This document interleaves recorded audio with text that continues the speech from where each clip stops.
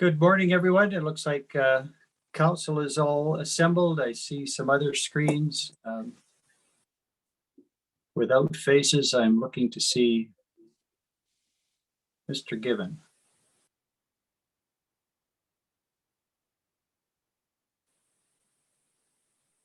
And there he is.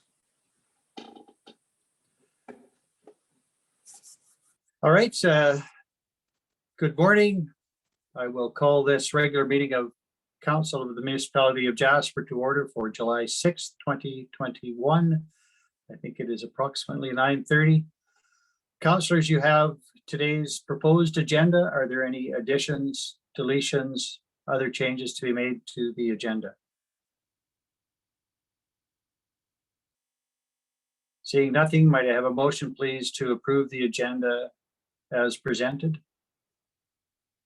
Councillor Keller-Grampy, thank you. All in favor? There are none opposed. That's carried. The minutes of the regular meeting of June 15th have been circulated. Are there any errors, omissions, or corrections required to be made to those minutes?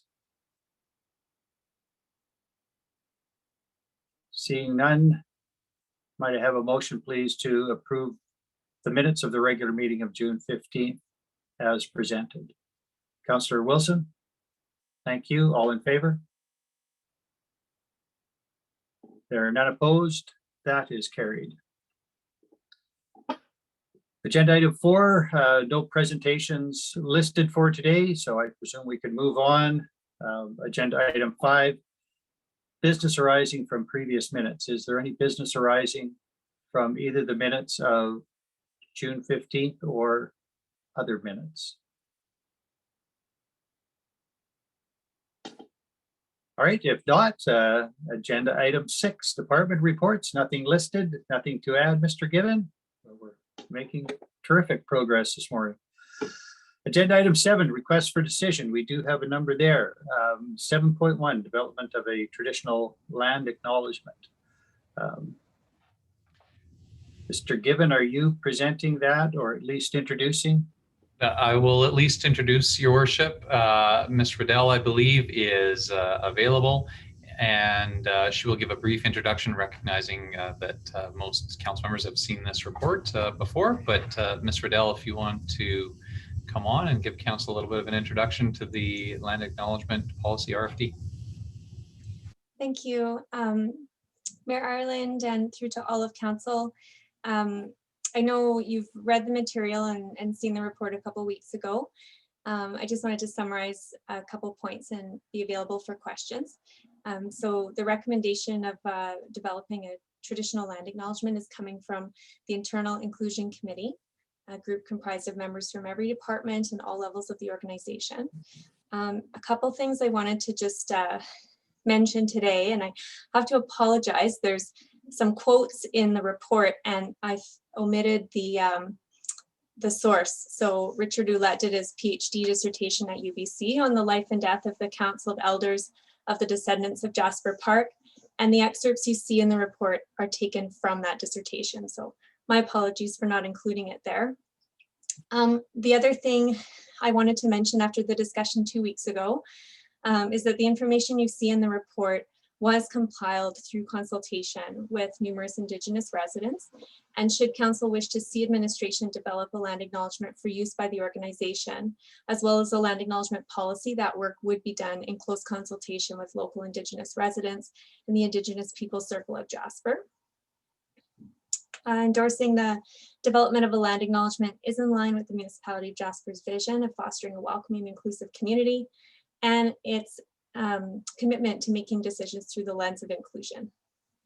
Thank you. Thank you, Ms. Riddell. I will turn to council for any questions with respect to the presentation. Councillor McGrath.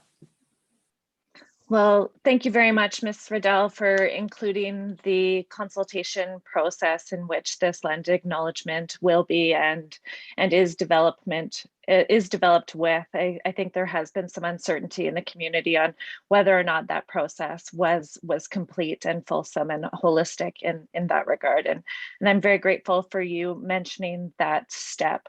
And this is a first step. It's a small step, but it's a step in the right direction of reconciliation.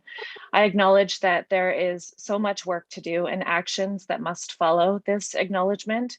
I am committed to bigger steps. I'm committed to tangible actions and building relationships with the Indigenous Jasper Forum, which includes Indigenous voices whose territory in which we occupy. I am very happy to see this before us today and am really excited as a municipality and as an organization to have this opportunity to acknowledge the land that we reside on.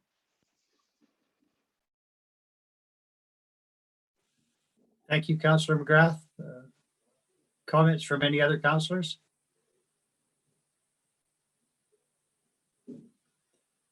It appears not. Ms. Riddell, I thank you. I thank the Inclusion Committee for the work that they did on this as well, and for the broad consultation. I take it that the policy and the acknowledgement will be developed in concert, and we can anticipate that both will come back at the same time for presentation to council some future date. I see you nodding, so that is sufficient. So I appreciate that. If there is nothing else from council by way of questions, might I have a motion? Councillor McGrath. Thank you very much, Mayor Ireland. I move that council approve the development of a traditional land acknowledgement for use by the municipality of Jasper, and that council direct administration to develop a land acknowledgement policy for review at a future committee of the whole meeting. Is there a need for debate? Councillor Butler. Thank you very much, Your Worship. I'm absolutely in favor of this. I think it's an important first step. I have one question, and that is that some, but not all, I think, municipal employees and other members of the organization currently are using a traditional land acknowledgement, I guess, without that direction having been reached or decision being made. And I'm just wondering if the traditional land acknowledgement that is being asked for now is already, in fact, developed. Mr. Given.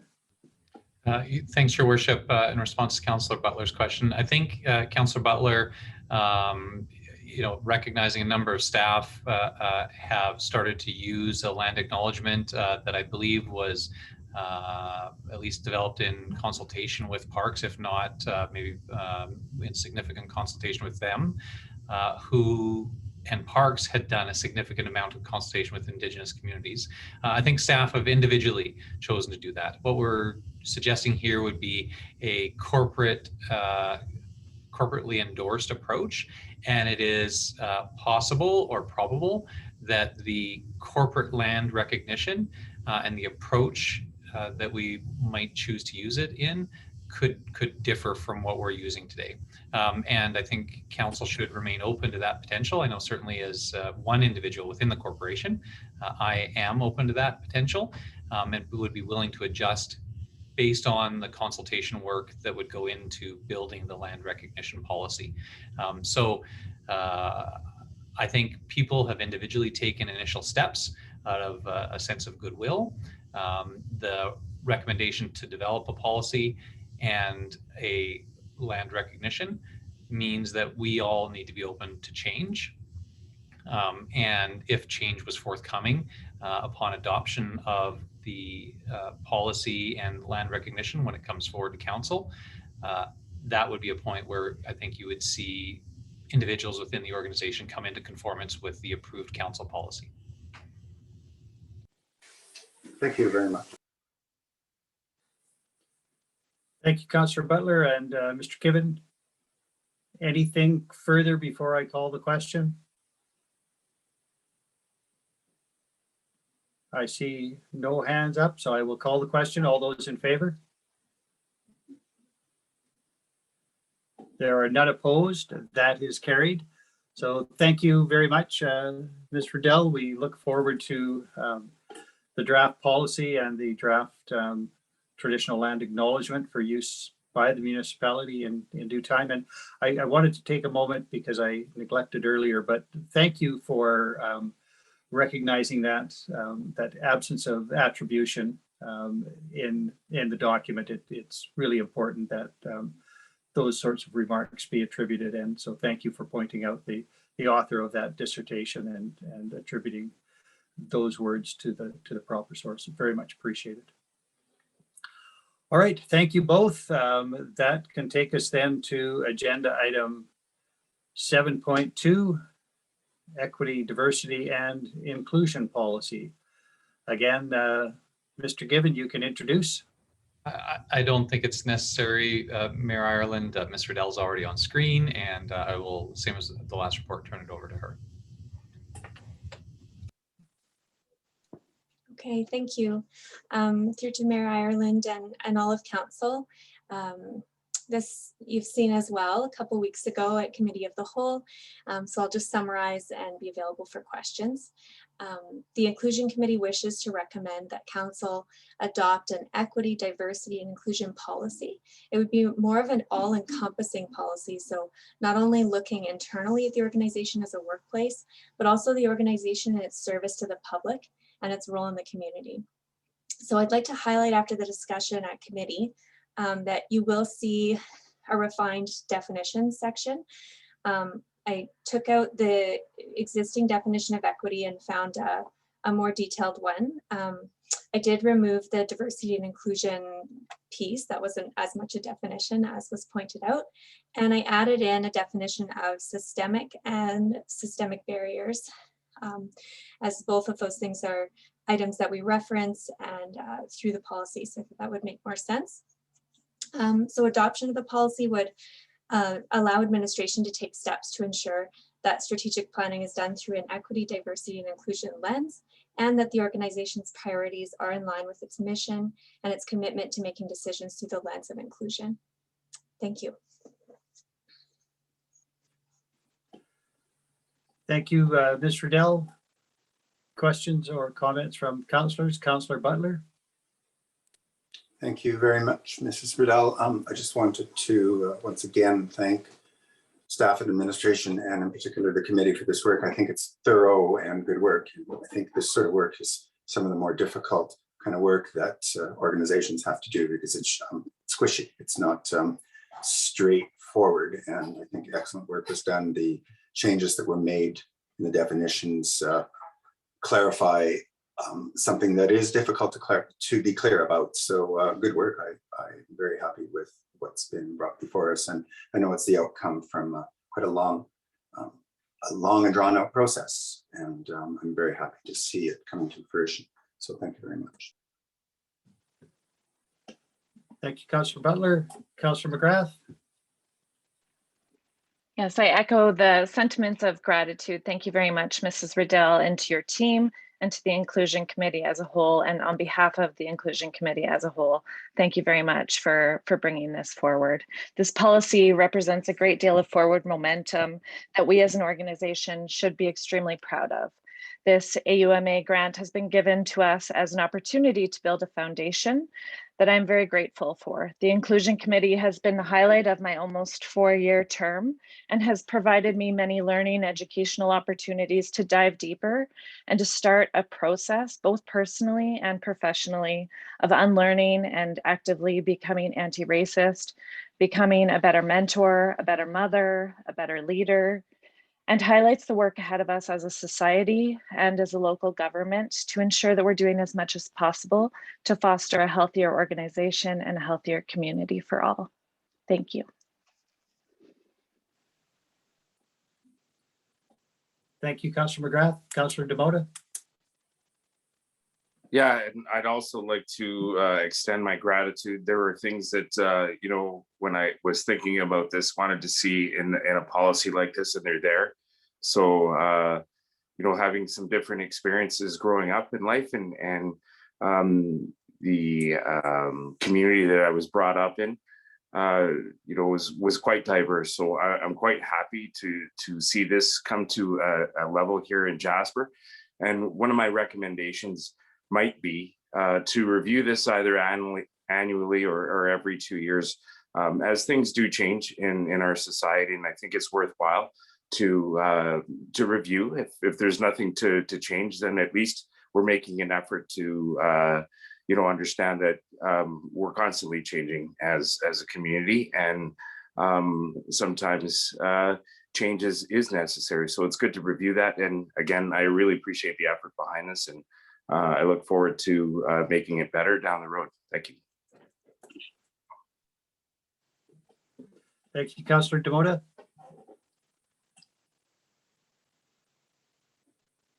I see no other hands.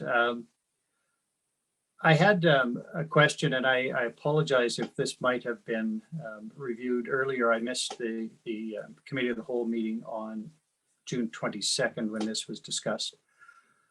But I wonder, under the purpose section,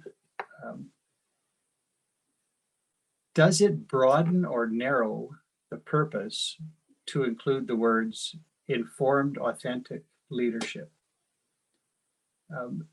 It seems to me the purpose of this policy is to provide for organizational equity.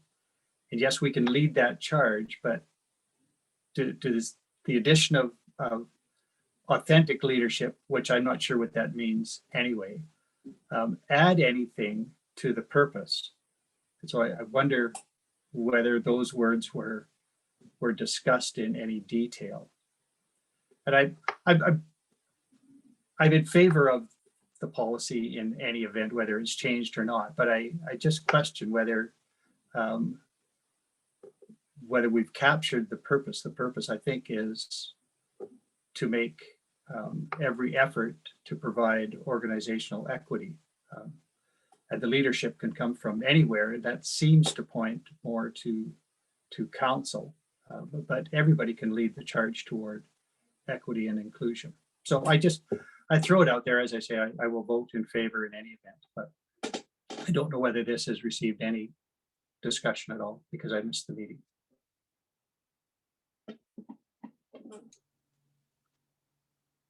Go ahead, Ms. Riddell. Thanks, Mayor Ireland, through to all of council. I don't believe this was discussed at the meeting. And my only perspective to share was in developing the wording for this area. I do recall with the community development team and the inclusion committee trying to put a sense into this policy of genuineness and not sort of as it would be a opposite of token. So just this really genuine and the informed piece just being, it's not just something we have to do, but just trying to really make sure that people are aware and genuinely interested in this. I think that's kind of the intention, but I also can see what you're saying for sure. Thank you. Well, I can leave it, and as Councillor Demota indicated earlier, if this comes back for sort of regular review, we can see whether or not those words make a difference. So I don't. It's not a make it or break it issue at all for me. But thank you for that response. Councillor Demota, I saw your hand. Well, I just wanted to say I appreciate your insight on that. And, I certainly received it in the intent that it was purpose for. So, yeah, it's definitely worth discussing. Maybe not today, but like you said, down the road. Councillor McGrath. Thank you, Mayor Ireland. I'm hoping I can use this as an opportunity to ask a question that's sort of in relation to 7.2, but also sort of brings us back to 7.1 and a piece of the report of 7.1. At the end of this policy under council, it includes that the equity, diversity, and inclusion policy in elected official orientations and training will be taught and reviewed. And with that same thinking, I'm curious about the 57th call to action in the Truth and Reconciliation Commission in regards to professional development and training for municipal governments. I'm wondering more or less a question for administration. If I was hoping to bring this forward to ensure that we have set future councils up with success, education, and training in relation to the 57th call to action, would that require a council motion to start to include that type of training for the next council's term? And should I consider that in the future weeks, or should I leave that to administration? Thank you for that, Councillor McGrath. Mr. Gibbon? Thanks very much, Your Worship. Councillor McGrath's question, I think that is something that you can leave to administration. You'll see under the responsibilities portion of the policy that administration has a responsibility to essentially develop a procedure, the CAO does. And so I would identify the procedures that would support enacting this policy. So essentially, council is saying, this is the big goal. This is the theme that we need to address: equity, diversity, and inclusion. Now, administration, figure out how you're going to do that. I think it is clear that there is an intention and a commitment from council, as you'll see there under the responsibilities, of including equity, diversity, and inclusion in elected official orientation and training. So understanding this policy, but also ensuring that the issues of equity, of justice, and others are included in council orientation would be something that administration would do naturally. When council adopts a policy like this, you should expect that you are committing administration to do work on activating that policy. And so council should be considerate when they're adopting policies, because it does mean that we will identify educational opportunities. We will identify not just for council, but also for staff. And by adopting this policy, you're saying, yes, we condone those kind of activities. Of course, those activities happen within the context of council approving the municipal budget. But you have said, we need you, administration, to figure out how to do this thing, support equity, diversity, and inclusion within our organization. Now administration will go away and identify opportunities to do so. That would, of course, include educational opportunities for council and would include the recommendations from the Truth and Reconciliation Commission, among other things. So upon adoption of this policy, you should expect to see over the coming months and years, administration coming forward with recommendations, programs, and even budget recommendations on how to enact this policy. Thank you very much. Thank you, Councillor McGrath. I will then, in the absence of other questions for administration, invite a motion. Councillor McGrath. Thank you, Mayor Ireland. I move that council approve the equity, diversity, and inclusion policy as presented, and that council direct administration to return to committee with a plan for policy implementation at a future committee of the whole meeting. Thank you for that motion, Councillor McGrath. Is there a need for debate?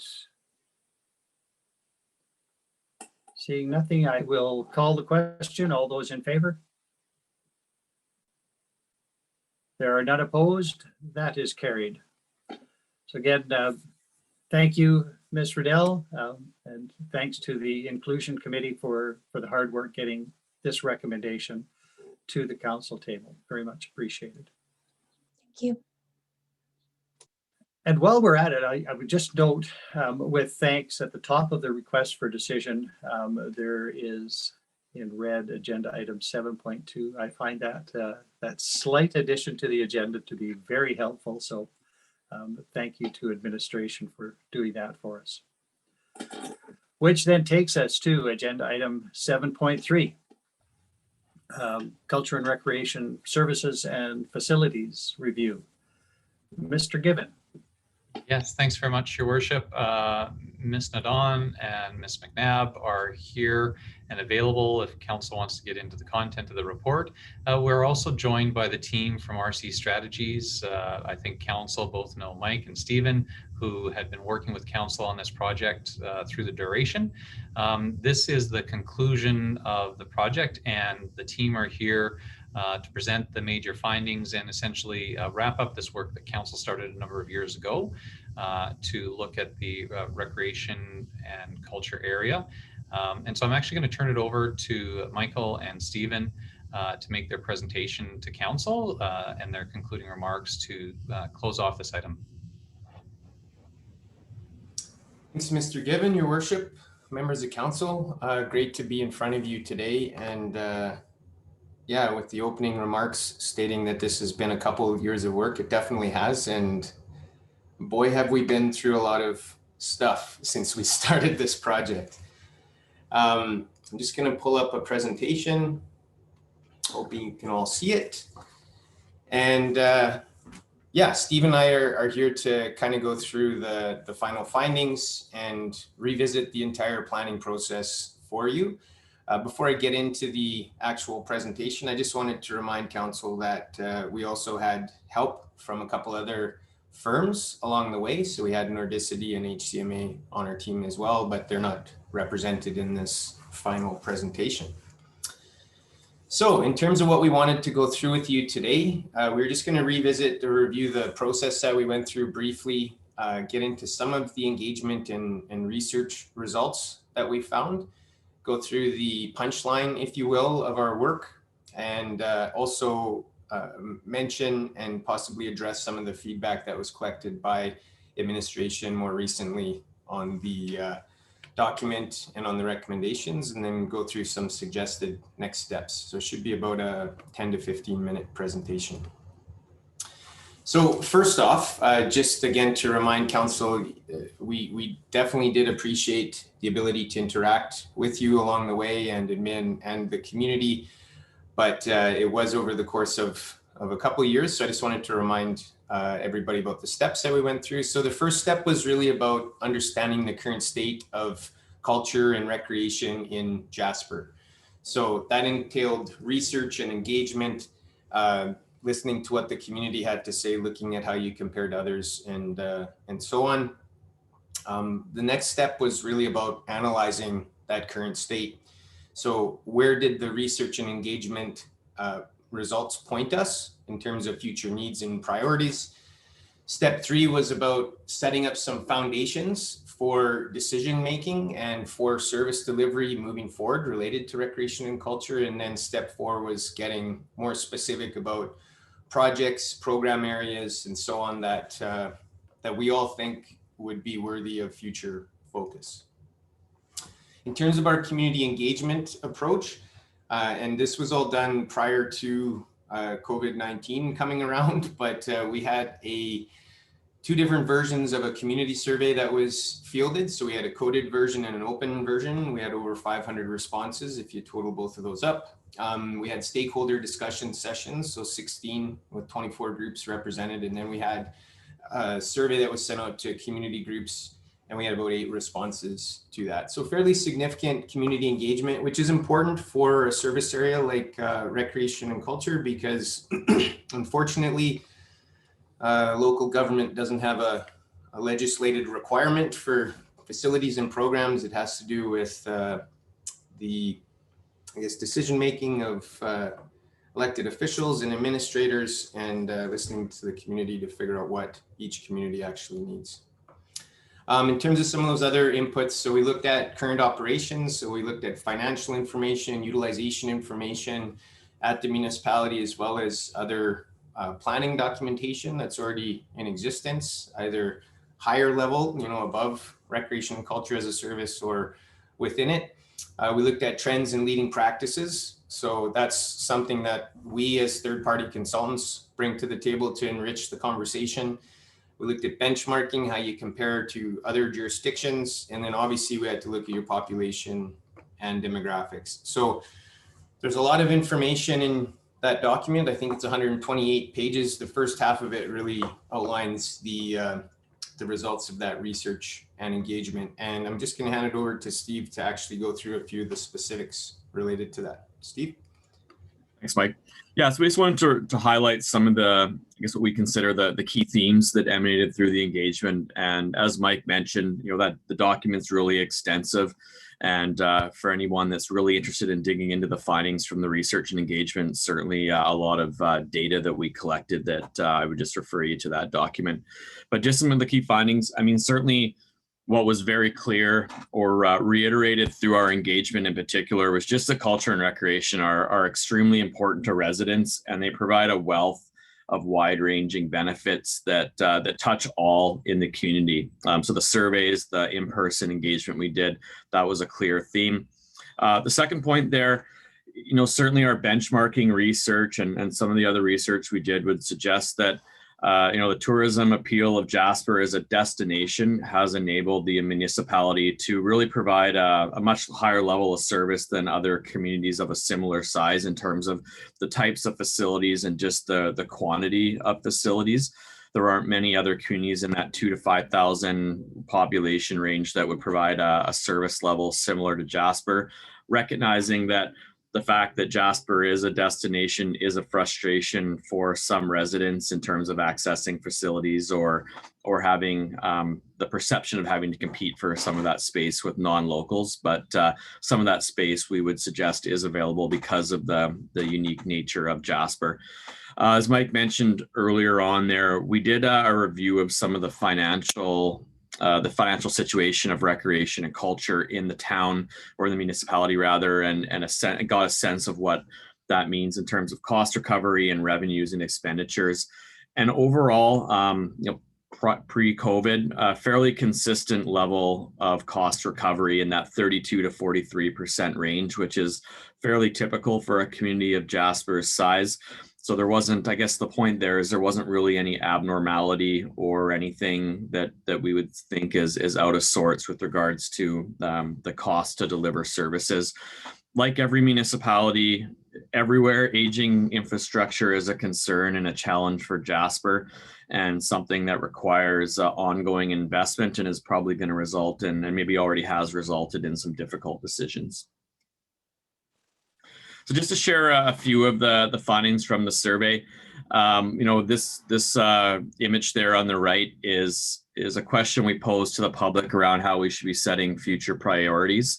And I think what's really key and why we wanted to share this is that your public are recognizing that sustaining facilities is a priority and a need. You know, so that ranked out as the #1 most important priority setting criteria is to reinvest in what we already have. Let's go to the next slide, please. We asked about satisfaction with services and overall relatively strong level of satisfaction. The gray bars there, which are the biggest bar on the screen, are somewhat satisfied responses. Obviously, if we fielded this survey again in 5 years, we'd love to have more of the very satisfied blue bars than the gray bars, but a very low level of dissatisfaction. So that was encouraging and suggests that overall the municipality is doing a pretty good job. We asked, you know, well, hey, why do you and your family members participate in culture and recreations, and really a whole breadth of reasons that motivate that activity. Some that are interpersonal, some that are more community-based, but I just thought it was interesting to share this as well. And then that, you know, all that research and engagement led into the more forward-looking strategic components of the work here. So we developed a vision for culture and recreation services in the town. Obviously, visions tend to be fairly blue sky or high level, and this is one. But we talk about community connections and facilitating active and creative pursuits in the community, which are all things that emanated through the engagement in particular. We worked with members of council here to develop some desired service outcomes. So these are really a list of things here, and these aren't prioritized, but these are a list of things that we would want to achieve through our ongoing investment in culture and recreation. And we organize them into 2 buckets, one being community health and wellness service outcomes, which are those broader community-based benefits, and then the other being more individual-based benefits, both of which are important and things that we should be measuring our service delivery against. And then we took those service outcomes and that vision as well, and then also mixed in some other practical considerations. So things like the cost, capital, and operating, who we're providing the opportunity to, what our overall market is, some of the utilization demand indicators that give us a sense of what our utilization of capacity is, what we have for current supply, gaps that we identified through the research and engagement. We took all of those things and used those to develop some recommended facility and programming priorities. So to start off with the infrastructure, the facility priorities, we really organized this into 2 tiers of projects. The chart on the screen you see right now is what we've called Tier 1 projects. And these are things to sustain our existing service level. So going back to what the public told us and what our research and engagement told us, the most important thing is to reinvest in what we already have before we start looking at a number of new types of service offerings.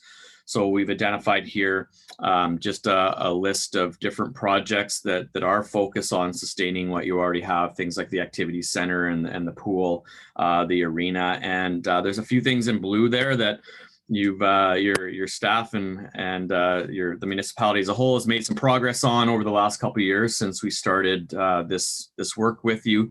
And really, this just gives you some guidance on what we would see your priorities being in terms of reinvesting into what you already have.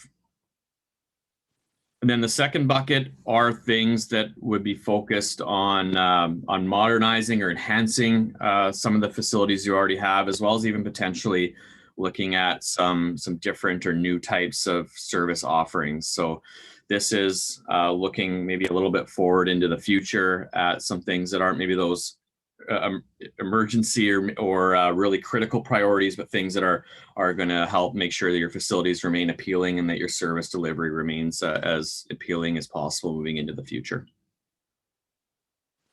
And then we also looked at programming priorities. So we came up with a way of ranking different categories of programming, which identifies some potential focus areas. So in the chart there, you can see we have ranked, 1 through 8 number of ties in there, but 1 through 8 is what we see maybe being some focus areas, but just wanted to put some context around that as well. That this ranking isn't to suggest that you want to discontinue or you should discontinue any of these types of programming. It's all important, but some of these things you're maybe already supplying in a sufficient way, and the ones that maybe come out a little bit further to the top are things that maybe just require a little bit more focus, but nothing here we would suggest requires elimination for sure. Also important to recognize that programming is always evolving. So there's never kind of a fixed state of what programming is. There's always new trends and different things that should influence the types of programming that we provide. And your staff and your community organizations really are subject matter experts in programming. So their opinions and their observations should always be integrated into where you invest in programming. Develop some additional recommendations. So these are just other things that, based on the research and engagement, that we think you might want to focus on here moving forward in the coming years. So allocations and fees, we think that there's some opportunity to develop some policy around that to guide how you allocate space to different community organizations or types of uses, and then how you charge for that space as well, the level of fees or what those fees are based on as well, the rationale for them. The research and particularly the engagement also suggests that there's maybe some work to be done on communications and even just engaging the public on a move forward basis and making sure that your public and your user groups have a really good understanding of the cost to deliver services, recognizing that, for the most part, your services are subsidized. There is a significant investment in sustaining existing infrastructure, and there's all these things that a municipality needs to consider. Just communicating those to the public, I think, would create some better understanding around some of those things. We think there's some opportunity to enhance data collection and your use of data to drive decisions on an ongoing basis, whether that's facilities or programming as well.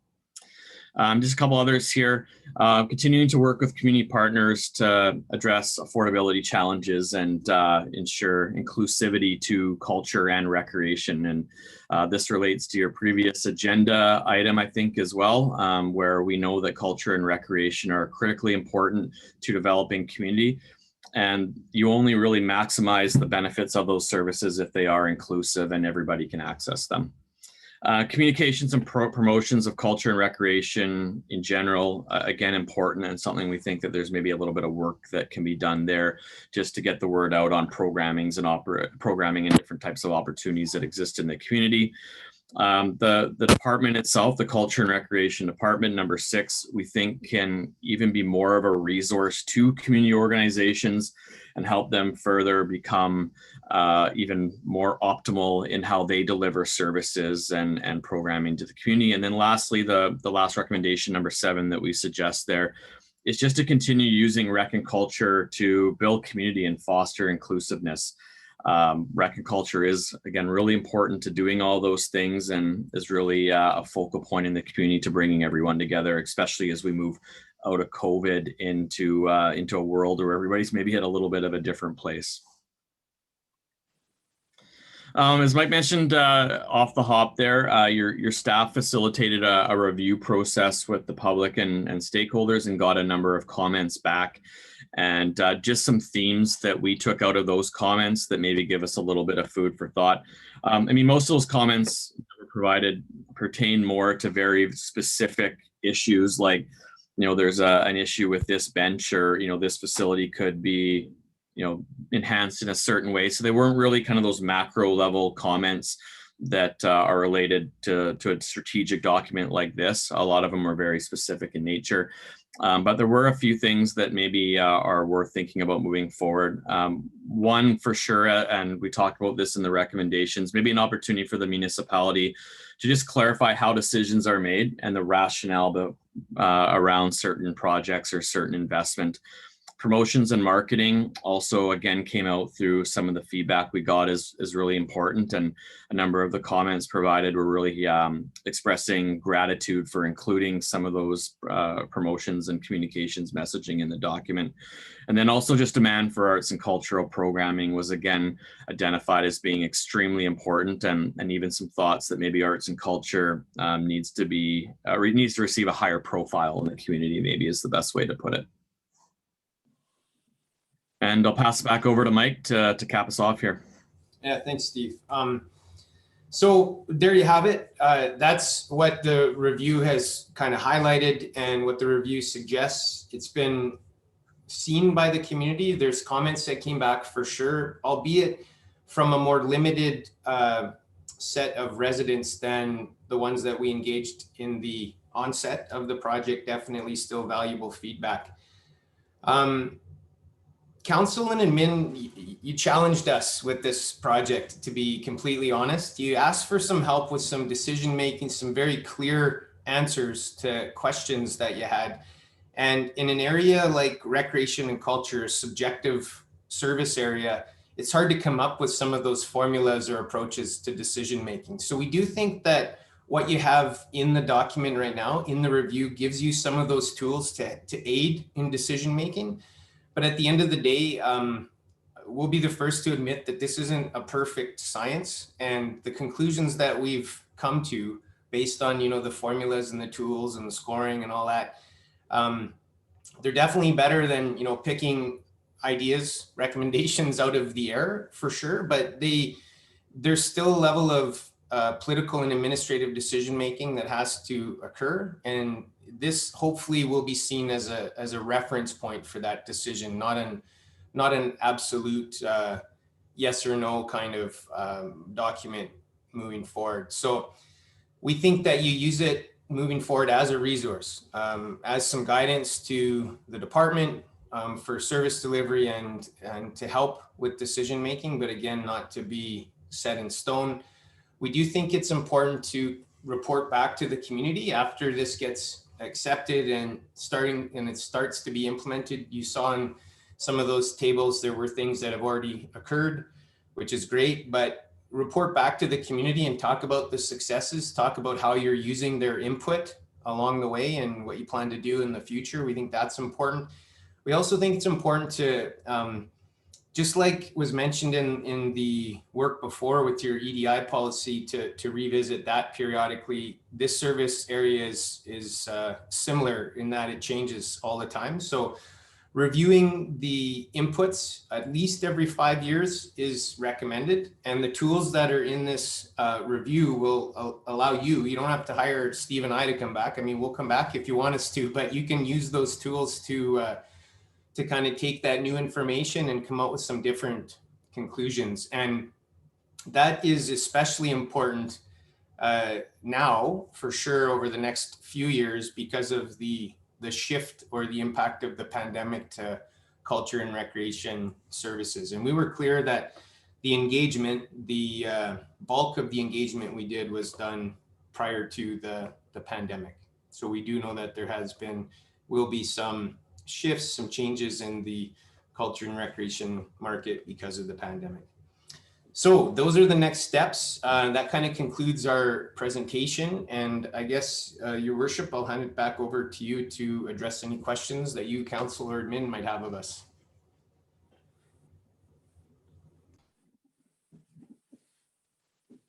Thank you. Could I just ask you please to stop your screen sharing? Thank you, both gentlemen, both for the presentation and for the Recreation and Cultural Services and Facilities Review report, a very thorough document and unfolded over a number of months, and we appreciate that. I turn it to councillors for questions of either Mike or Stephen or administration generally with respect to the report. Councillor McGrath. Well, thank you very much, Mr. Slawuda and Mr. Roma, for your presentation. It's really nice to see you both on screen. And you're right, we have been working on this project for quite some time. I'm curious if we'll firstly get a copy of this presentation. I think that would be really useful for us to have on file. The presentation that you just went through, the slides, I could see myself utilizing that as a resource into the future. And I guess my question is for administration. When we adopt this by motion, the Culture and Recreation Services Review as presented, will the adoption of this review mean that we start moving forward with some of the recommendations, or will motions need to be passed by council to move the recommendations in the direction in which council wishes to see them? Thank you for that question, Councillor McGrath. Mr. Given, go ahead. Yeah, thanks, Your Worship. Councillor McGrath, if council adopts this, I would see this as a master planning document in essence that would give administration guidance as we develop our business plans and budgets that we bring forward to council. And so similar to the policy document around equity, diversity, and inclusion, once council says we endorse this direction, it's up to administration to take that direction and bring forward recommendations to council on how to activate that direction. And so there are some very specific recommendations in here, which administration, some have already been addressed, others are yet to be, but those are the types of things that you would expect to see coming forward in future council reports and future budgets. And this is really the work of council, and I think a reminder to council that the work that you do this term has lasting impact and will sort of create waves and ripples that go on into the next term. The adoption of this document will influence the budget that the next council sees, will influence the business planning that administration undertakes, and even some of our organizational structure. There is, one recommendation in there that really communication is key for the area. I think I reported to council earlier that we did have a change in a position internally with respect to communications in the CFS area. And when we did the vacant position review, we were aware of this recommendation already coming forward. And so we added some additional responsibility to that position to support the culture and recreation area. So it is more focused on communications. And that is an example of how administration would use the recommendations coming from this report. Some ways will be obvious to council. When we come to you and say, we need to reinvest in facility X, or we need to do a community major community playground, you will know that it's because of this report, and we would reference this. But there will also be subtle ways that, like that communications position, where administration would just make the change in alignment with the recommendations of the plan. Thank you both for that. Councillor Demota? Thank you. And thank you again, gentlemen, and RC Strategies and the other companies you work with for disseminating all the information and getting this in front of us and re-engaging the community again. I think all the information that we've got here is very helpful. I had prepared a motion and just to change the semantics a little bit and not take on the word adopt, but maybe receive or accept. So be it resolved that council, I was leaning more towards receive the culture and rec services and facilities review as information and for future reference. And reasoning behind that is that because the pandemic happened, and I have the feeling that we probably would have had this wrapped up a year ago had that not happened. But as we've seen it in many sectors in our community, demographics have changed, interests have shifted, and I think that some priorities have changed as well. And I would recommend that maybe we review with RC Strategies again, because the template's already here, and maybe go back to the community in 2 years from now, 2023, and kind of redo this. And taking in the last 3 recommendations, 5, 6, and 7 that were given to us, we have we've evolved in our ways of communicating, and I think that through this process we've found some shortcomings which we can improve on next time, and then maybe take that information to what's relevant for the time, so that we can plan for the future, pending there aren't any other pandemic restrictions or other issues that may come up that may have a bigger impact on our community. So I'm more leaning towards going through receiving the information and using that as future reference, as opposed to adopting right now because of the changes that occurred and may occur in the future. Thank you, Councillor Demota.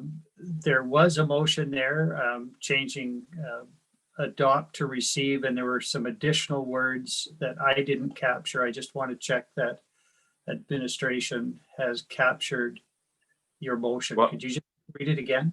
So I wasn't really, I have the motion ready to do that, okay, but I wanted to, hear what other councillors had to say, and I'm ready to move forward with it, but I don't want to jump forward, and I want to do this more as a group than drive something through. All right, thank you, Councillor Demota. Councillor McGrath. Thank you, Mayor Ireland. Question for administration. If the wording of the motion was to change from adopt to receive for information, does that change the outcome of my first question that was asked of administration, that it would naturally direct the way in which we move forward and the next steps that the organization moves in? Thank you to Councillor McGrath's question. Yes, Councillor McGrath, unless Council would need to provide additional clarity. My understanding is when Council receives something for information, it says, thank you very much. We'll consider this and consider doing something about this at some point in the future, maybe. When Council adopts something, it says, yes, we agree with this, and we need, when administration, we need you to act on it. Recognizing, as I said, any actions would, certainly ones that have budget implications or program implications would be need to be approved by council. But a motion to receive for information would be ambiguous, to me at least, about whether council wishes us to take any actions or not. If council wishes us to do something with the recommendations in this report and is of the sense that generally administration should move in the directions recommended by the report, then that would seem to be adoption, or if there's a different term for that, but something that's a bit clear that says, yes, we endorse this report, we agree with its findings and think that this is the right direction to go. If council does not agree with the recommendations in the report, is not comfortable with moving forward with them for whatever reason, changes as a result of the pandemic, then that's also possible. And council could receive this information, say, thank you, this was good, but we're going to need to do some more or different work at some point in the future. Then administration would not use this document as guidance for the upcoming budget or for additional business planning. Thank you, Mr. Given. Councillor DeBona? Yeah, thank you for letting me follow up. Some of my reasoning behind this also lies within the participation of the Culture and Rec, which is a board and maybe a committee, depending on what type of recommendations come up with the changes there. So that's why I didn't want to get into any hard fix budget implications where we have a group of people that represent the broader extent of the community and different sectors or demographics and interests. So, and there is a desire there to increase some interest in the culture aspect and arts in the community. So I would like the reason why I'd like to receive this as information is that so some more work can be done at the Culture and Rec board or committee level in the future. And I think some good tweaking from these could make better recommendations to council down the road. Thank you, Councillor DeBona. I will say that it warms me to have a discussion about the meaning of a particular word. And I too had noted the word adopt and what that means.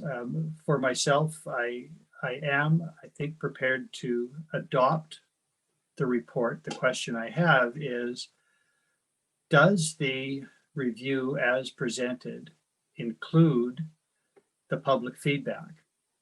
It was part of the presentation, and I take a different view with respect to whether I wish to adopt rather than receive the public feedback. If we adopt the review, I believe we adopt the recommendations and they become actionable, as Mr. Given indicated. And I'm fine with those recommendations. But if we adopt the public feedback, then I'm not quite sure what that means, because some of it is very specific. And it may be at odds with general recommendations. So my view was that I could support a recommendation to adopt the review, but to receive the public feedback. And I make that distinction. And I see your hand, Mr. Given. I'll come right back to you, but I use this opportunity to suggest that it might be really useful for council to review its procedure bylaw and define terms such as adopt, receive, accept, endorse, approve, because we use those in motions. And if we're having this debate today, it's because we don't fully appreciate what we mean when we say we adopt something. But I'll leave it there, but I do draw a distinction between the body of the report and the appendix, which is in particular the public feedback, and whether there ought to be a differentiation between whether we adopt or receive that feedback. Mr. Given, go ahead. Your Worship, and Mike and Stephen might have a view on this, but I would suggest that council could consider the adoption of the public feedback an acknowledgement that council did engage the public and that council did hear what the public said. And that, I think, would be the adoption of that. It is not necessarily the commitment to act on that. It really is that appendix of public feedback provides a point in time view that council collected and the consultants collected, and that council is acknowledging that informed the development of the overall report. And that may be why council would, adopt a report that has an appendix that contains the public feedback, right? It is really a summary that identifies what the public said, and then that allows the public to see how what they said informed the ultimate recommendations and report the council adopted. I see that Mike may have an additional perspective there as well. Your worship, through the council. Yeah, this is a common occurrence for us. Like, we do a lot of engagement up front. It just happens to be, in this case, upfront means before a major shift in our society. So that adds a complexity to it. But the real effort was getting people's input at the beginning of the process, the community and groups. And the results, the recommendations are all based on that very important input. We still have an obligation to go back to the public to share how that information was utilized. But as you would see in the report on the review comments, there were only 18 respondents that did provide comment. And they did provide, I mean, it's great to hear from everybody, but that pales in comparison to the over 500 households that were represented at the upfront stages. So we did review the feedback. It didn't substantially change what our recommendations were, but it's still an important reference point for the review because it does close the loop with the public and gathers some specific feedback about the plan. So it isn't, if you were to adopt the document, this information isn't actually included in it, but it does accompany it as part of the package that's been brought forward to council. So I'm not sure that clarifies anything, but I would say that I've been doing this almost 20 years. And at this point, when we go back to the public to get feedback, it's very rare that feedback changes the course of action that's in the plan. Not to say that it can't, but it's just never substantial enough or justified enough to do so because of the effort that was put in the upfront stages of the planning process in other instances. Thank you for that. Councillor Demota.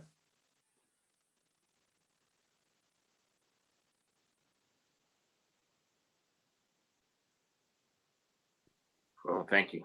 Having a little trouble with the touchscreen today. My question might be for Mr. Roma. With your past experience, I appreciate that you have 20 years at least in this area. With the amount of response that we got back from the community, is that about average for percentage wise when it comes to population base? Your worship, through the councillor, yeah, I would say it's not low, it's not abnormally high either. And I would say and I appreciate your comment, councillor, about maybe reaching out to the community again, maybe sooner rather than that 5-year cycle that we had mentioned, just to touch base related to the pandemic and so on, because we've done a number of engagement processes during and after the pandemic. Well, I guess it's not really after, during the pandemic, and we're still in it.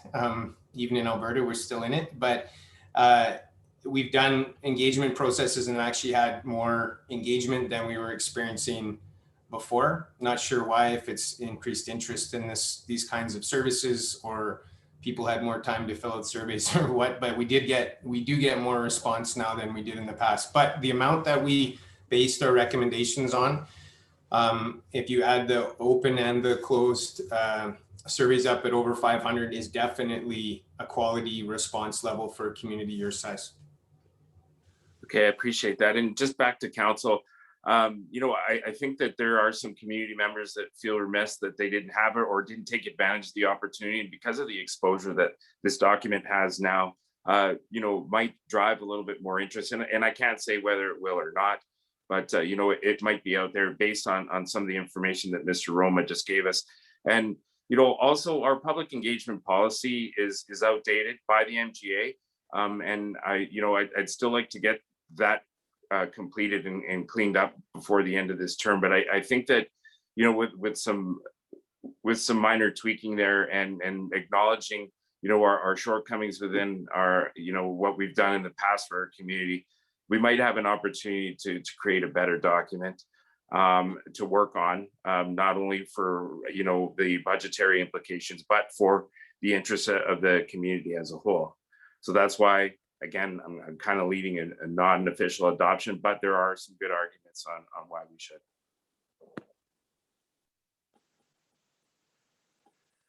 Thank you for that.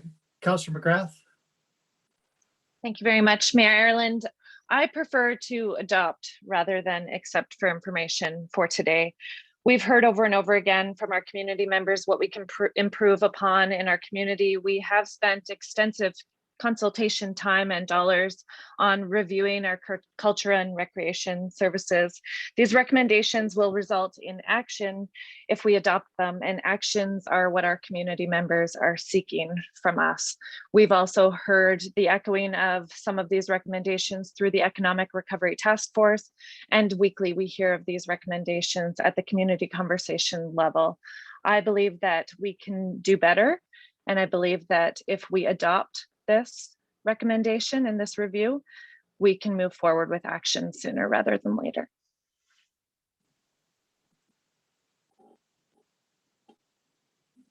Might I take that, Councillor McGrath, as a motion then that council adopt the Culture and Recreation Services and Facilities Review as presented? Absolutely, thank you. Thank you. Right, your motion, Councillor McGrath, you can speak to it further, but I think you've just done that, but you can open debate. Otherwise, I will open it debate for others.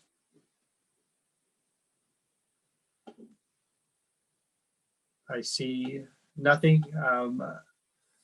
I will speak to it briefly. I see you, Councillor Trudeau, so I will allow you to speak as well.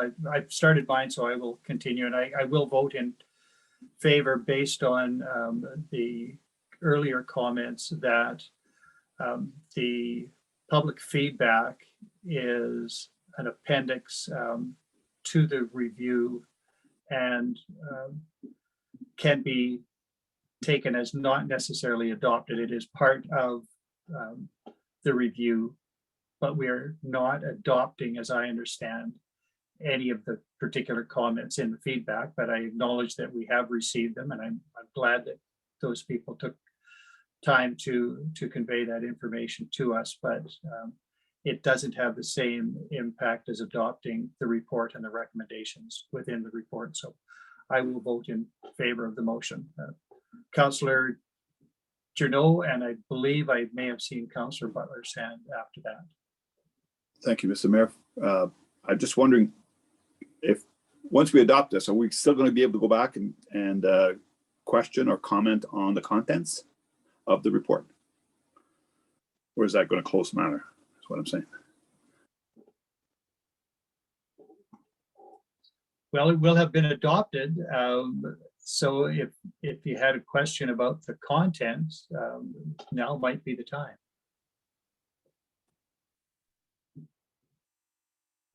May I please, Mr. Mayor? Yes. I'm going to go back to the under additional recommendations. We have recommendations 4 to 7, and they're pretty well general and probably pre-pandemic. The one that I'm concerned about is recommendation 4, which is continue to work with community partners to address affordability barriers to participation. I was one that raised the question of affordability for the municipality with certain programs and requested some financial details or business plans, let's say, for some of the programs. And I suspect that came out of that.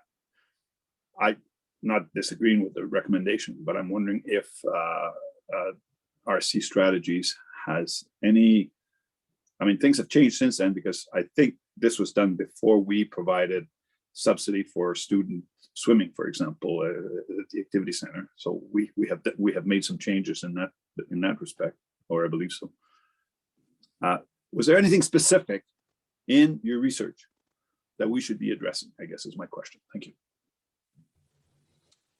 Your worship, through the councillor. So, you know, these were formulated prior to, at least in draft stage, prior to the pandemic hitting. But I would say that, this is in your community's context, but also everywhere else that we're working. I think any of the pre-existing issues or recommendations that we would have made, they've really just been intensified now after the pandemic. Like affordability inclusion and access, there's issues that were relevant before and they're even more relevant now. So I wouldn't suggest, we don't see anything in here that would necessarily change, but some of the specifics around it might. And there's lots of unknowns with your current market and what that market will look like in about a year. Like if, I know this isn't what you asked and I'll get to it, but if you went to back to the community right now and got their input or insight as to their preferences or whatever it might be for these services, I think it's too early to understand where that's going to land anyways. So it's probably not something that can be figured out in its entirety right now, the effects of the pandemic and whether or not these would still be relevant. But if I was to bet on it, they're all going to still be relevant and they're just going to be intensified. So as it relates to affordability, yes, you have some programs. This one actually is specific to community partners. So not just what you can do as a municipality, but how you might partner with other service providers. So on the, I guess, back end of a program, but also some of your user groups. There might be ways that you can help them realize that affordability is an issue. And there might be ways that you can help them address it to some degree. It's not always, I mean, I've been part of a community group. I haven't been part of an arts and culture one, but I've definitely been part of a lot of sport community groups, which I'm assuming many of you have. And you're not always thinking about how to get more people involved or people who can't afford maybe to participate or who have other barriers because you're worried about, you know, making sure your teams are made and your tournament happens and your registration fees come in and so on. So sometimes it takes a municipality or a group with a broader perspective to come in and say, hey, you should actually be thinking of some of these other considerations and maybe here's a carrot or a catalyst for you to be able to do so. It could take the form of, you know, maybe a further subsidy, which I know not everybody likes to hear, but it could also just be raising awareness and creating a stronger tie with some of those groups so that they're aware of affordability as being an issue. And it's not, I guess, one thing, and it ties into item 7.2 and 7.1 is affordability isn't the only barrier. There's also social, physical accessibility. There's other barriers that exist that this recommendation would apply to as well. Thank you for that. Councillor Journeau, from my perspective, I do not wish to invite Mr. Given into the debate because we are now in debate, but I think in short answer to what I understood your question to be, if we adopt the review now, I don't think that closes debate on how we actually action any of the recommendations. So we can continue to have debate about how we achieve affordability. Those doors are not closed. We're simply acknowledging, I think, if we adopt the report, that is a direction in which we want to go. How we get there remains open. At least that is my interpretation of where we're at. But as I say, I don't want to invite Mr. Given at this juncture because we're in debate and he has an obligation to stay out of debate. Councillor McGrath, I see you. I thought that I had seen Councillor Butler's hand earlier. If I did, then he is welcome. If I did not, I will turn to Councillor McGrath. Thank you very much. I'm really not sure if I raised my hand, but I can speak or I can wait. But I think the debate seems to have coalesced around whether we want to adopt or receive, and my feeling is that it's not really that important. We went to considerable trouble and considerable expense to ask for recommendations, and we have received those. We have now seen those recommendations, but they are just recommendations. By adopting the report, we are not committing ourselves to specific action, because any action, at least insofar as any actions would have budgetary implications, would have to come back to council for further discussion and to be duly enacted. So to simply receive for information, I think in the Code of Municipal Council, it is often, thank you very much. We don't actually plan to do anything with what you've asked for. That's what we do when we get a letter, for example, that from public that we don't intend to really act on. So receive for information is like saying we're not going to act. So adopting is the right thing to do, and yet it doesn't. We all understand and should understand that it doesn't commit us to specific actions, but only to consider the recommendations that have been proffered by those that we asked to provide them. So I'm supportive of the motion. Thank you, Councillor Butler. I did acknowledge Councillor McGrath, and then I will turn to you, Councillor Demoda. Thank you, Mayor Ireland, for awareness on council. I just wanted to remind council when we're speaking to affordability in relation to culture and recreational programming, that the Jasper Community Team Society has the Community Caring Fund, and an arm of the Community Caring Fund is a child and youth participation fund. So if a family in Jasper is encountering barriers, financial barriers to participation in youth culture and recreation programming, there absolutely is local supports available for families in Jasper that they can access through community outreach services. So there's really significant assistance that is available to all Jasperites, and it can be accessed quite easily through an outreach worker. Thank you for that, Councillor McGrath. Councillor Demoda. Well, I just wanted to say, like, after the motion was put forward, I'm grateful to the discussions that we've had, and you know, and got lengthy debate here, and I think it's healthy. I appreciate the insight and sentiment from Councillor Butler in the sense that, you know, the semantics might not be a big deal, but at the same time, you know, I did provide a good argument, because I was going to vote not in favor of adopting, but it does make more sense, and it still gives us the opportunity to vet this through the Culture and Rec Board and for future recommendations when it comes to council, because the budget, the Culture and Rec budget does get reviewed at that table, and I think may give us an opportunity to use the recommendations here to go forward. So I'll vote in favor of this, and I'm comfortable where we're at. And I just wanted to say that, you know, I appreciate everyone taking their time and engaging in the debate. I didn't want to make it as lengthy as it is, but I think it was worthwhile having the discussion. Thank you, Councillor Demoda. Is there anything further by way of debate before I call the question? Councillor McGrath. If I may, I'd just like to close, Mayor Ireland. Yes. As Councillor Demoda suggested, we should absolutely continue to engage the public, and the residents of Jasper are invested in our community's social capital being built. Most, if not all, of these recommendations will build social capital. They will contribute to positive recovery and long-term resilience in our community. This is a really positive direction and a great way to start implementing action within the municipality of Jasper. Thank you, Councillor McGrath. So debate is closed. I will call the question. All those in favor? There are none opposed. That is carried. Thank you, Mr. Rona. Your counterpart had to leave earlier, I believe, but thank him as well. We appreciate all the work over the very many months, and we may see you again as we come back to review this in time. So thank you. Thank you, Your Worship. I left you a note in the chat box there, but hope to see you again soon. Have a good remainder of your meeting. Bye. Thank you.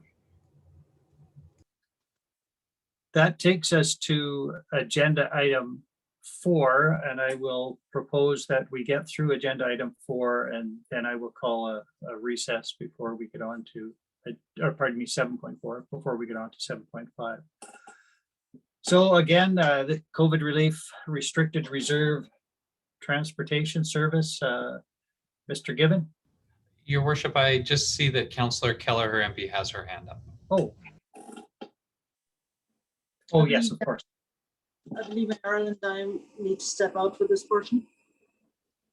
Yes, of course. Thank you, Councillor Keller-Grampy, and we will text you when it's time to return. Thank you. And I will call a recess first, so it'll be a few minutes.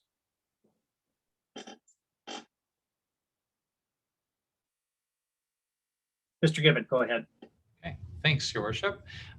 So first off, I just want to acknowledge a typo. We're not talking about the evaporation of water from leaves, which would be transpiration. We were talking about transportation.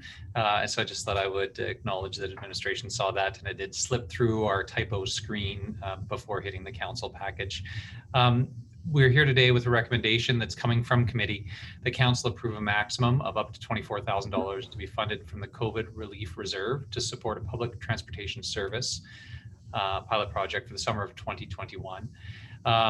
In speaking to this, council received a letter from a local operator that expressed a service proposal that would have a number of different stops at outlying areas such as Whistler's and Wapiti campgrounds, Lake Annette, JPL, and the town site.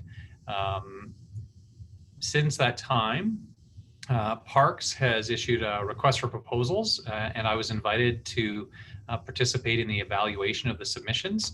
That happened yesterday, and I can inform council that the highest evaluated submission was from Sundog Transportation, and so they are the successful proponent with Parks.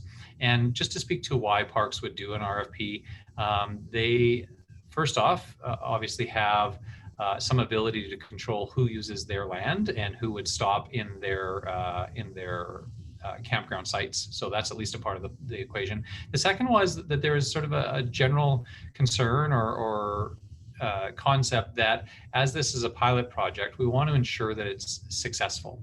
And rather than having multiple small operators all operating unsustainable services, it's probably in the community's greater interest if there is a sustainable pilot that is undertaken in the first year to really demonstrate the demand. So those were the two major reasons that Parks wanted to undertake the RFP. Certainly I'm supportive of that, and also to ensure the quality of the delivery of service. If it was a open field, so to speak, and anybody could pick up any vehicle and start to run a transportation service, that could have a negative reflection on our community if it wasn't a quality service. Certainly through the Parks evaluation process, I'm confident that Sundog Tours is able to offer quality service.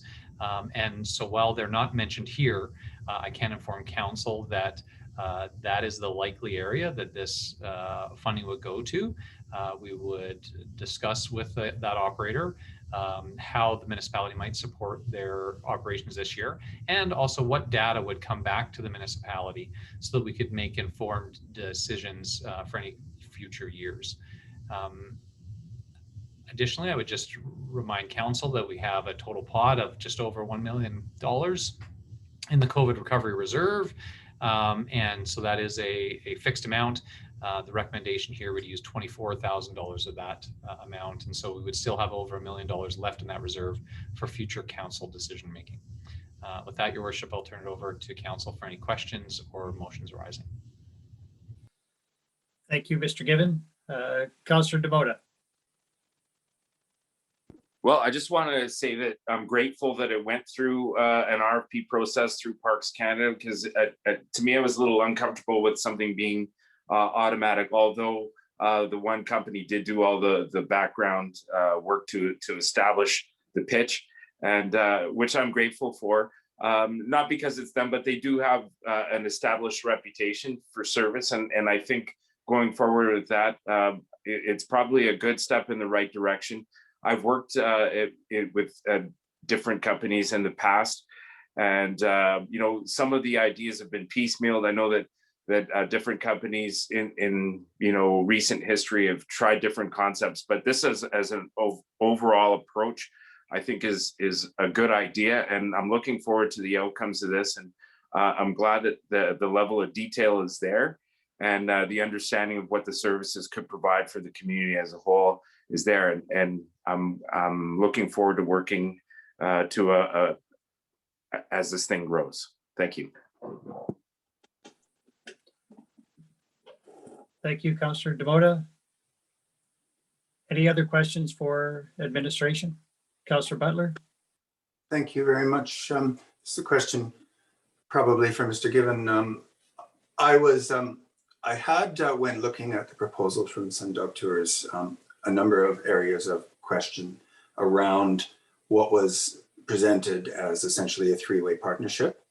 And the request seemed to me to be essentially for backstop funding in the event of losses, operating losses due to the reality that it's essentially impossible to predict in any meaningful way what the ridership will be.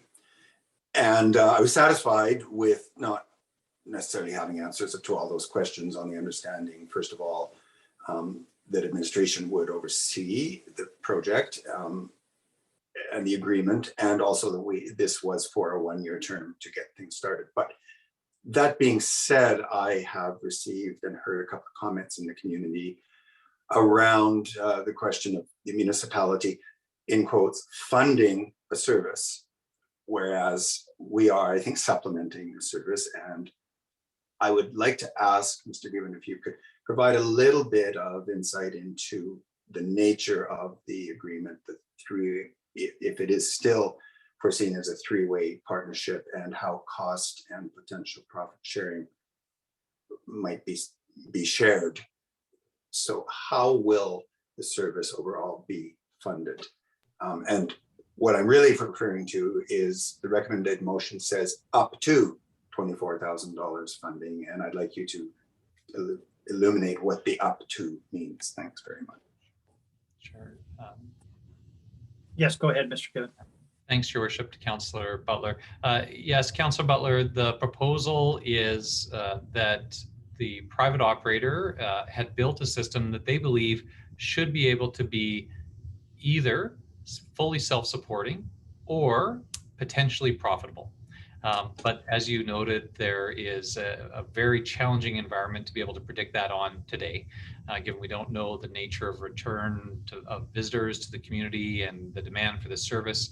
And so what the operator is looking for is, as you described, a backstop and some certainty that they, if I can use the term, won't lose their shirt or their investment, and that the municipality is supportive of exploring this. And that support would come through the municipality's willingness to share some of the expense if the service failed spectacularly. And that's why the motion is phrased as it is, that the maximum amount that the municipality may be called on to contribute would be up to $24,000, meaning that if the service is fully self-supporting, there is the potential that the municipality would have no requirement to invest any funds into the service. And further, if the service generates a profit, there is a commitment that after the operator first received their payback for their upfront investment, that any additional profits beyond that would be shared among the partners in the project. So to be very, very clear, this is only money that would be contributed after the fact and not in advance. And it would only be contributed after full disclosure of all the costs that went into operating the service, the ridership of the service, and basically a look at the books to confirm whether there was a profit or loss. And if there was a loss, the maximum exposure for the municipality would be only up to that $24,000. So just to be crystal clear, this is not cash that the municipality would put out upfront to an operator. This is money that council would be approving administration to have available to support the service on receipt of and review of the financial statements of the operation at its conclusion. Thank you, Mr. Given. Councillor Butler? Thank you very much, Mr. Given. That's great. That is exactly the clarity I wanted to hear sort of on the record. And while I don't mean to jump the gun, having heard that on outlined clearly for the public, I'm certainly prepared to offer the motion. The council approve a maximum of up to $24,000 to be funded from the COVID Relief Reserve to support a public transportation service pilot project for the summer season of 2021, if council's ready to debate the motion. Thanks. Thank you for that, Councillor Butler. I will take it that you have made your opening comment on the motion then. If you have nothing further to say, I'll turn to Councillor McGrath. Thank you very much, Mayor Ireland, and thank you very much, Councillor Butler, for presenting the motion. Thanks, Mr. Given, for the information from Parks Canada. Also, that really helps form a very holistic viewpoint of how to move forward with this decision-making process today, and good on Parks Canada as quickly as they move to get that RFP out the door and to have it already come back. I believe that this is a really wonderful initiative for us as a community to support, to assist with the creation of this transportation service. And hopefully that this will just demonstrate the feasibility for Sundog Tours or another operator in the future to carry on this transportation service for the community of Jasper. I see the transportation service as a benefit to all of us, to the residents, to the businesses, and to the visitors of our community. And we'll be voting in favor of this motion. Thank you. Thank you, Councillor McGrath. Any other debate? I will just say that I will vote in favor of the motion, but I did want to comment on the other comments regarding Parks Canada. And while I appreciate that they have moved quickly, I, for one, will continue to question, and I hope at the next intergovernmental meeting that we have, the necessity for an RFP. I am concerned that that approach may in fact stifle entrepreneurship. If somebody comes up with a really good idea, I think they can be evaluated independently as to their ability to have the capacity to provide an acceptable level of service without going out to the world at large to say, well, look at this good idea, could you do it better? I think there is a danger in that, but I'm open to have that discussion with Parks Canada. But I do appreciate that they have moved very quickly, and that the proponent is the one that came up with the idea, and I express relief at that. I'm glad that the process turned out that way.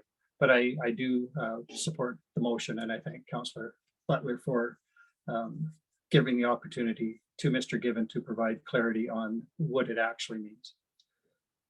Is there any further debate? I will then call the question. All those in favor? There are none opposed. That is carried.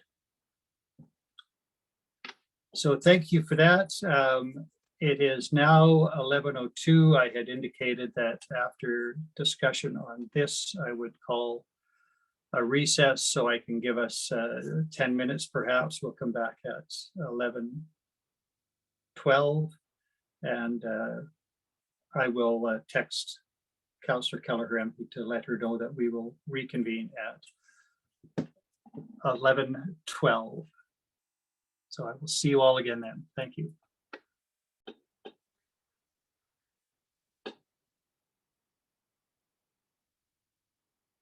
Councillor Demota, thank you. And Councillor Wilson, thank you. And if I see Mr. Given, we will begin. Oh, I'm sorry. Too many little screens. Thank you. All right, it is I think 11:12 or perhaps 11:13, and I will call us back into session. And we are at agenda item 7.5, Jasper Connaught Offsite Services is the title. So parcels GA, GB, GC, as we affectionately know them. Mr. Given, your presentation. Thank you, Your Worship and Council. Appreciate having an opportunity to have a little bit of a break before we got into this one, as Council sees in front of them significant decision making in front of you. The report in front of you today is essentially two parts.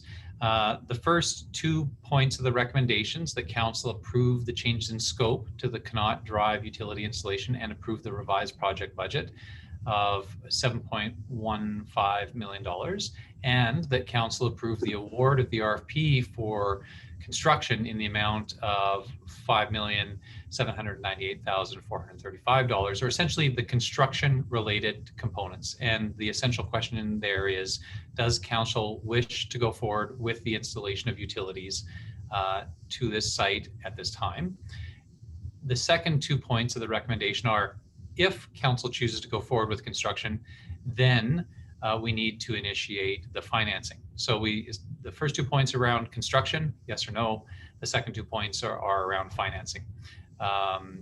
The second 2 points are dependent on the first. So if council chooses not to go forward with construction, then we do not need to do any of the bylaws, and that work would drop off. If council does wish to go forward, the bylaws would move along at their own pace according to legislated timelines and requirements for advertising and discussion that we would have with the affected parties.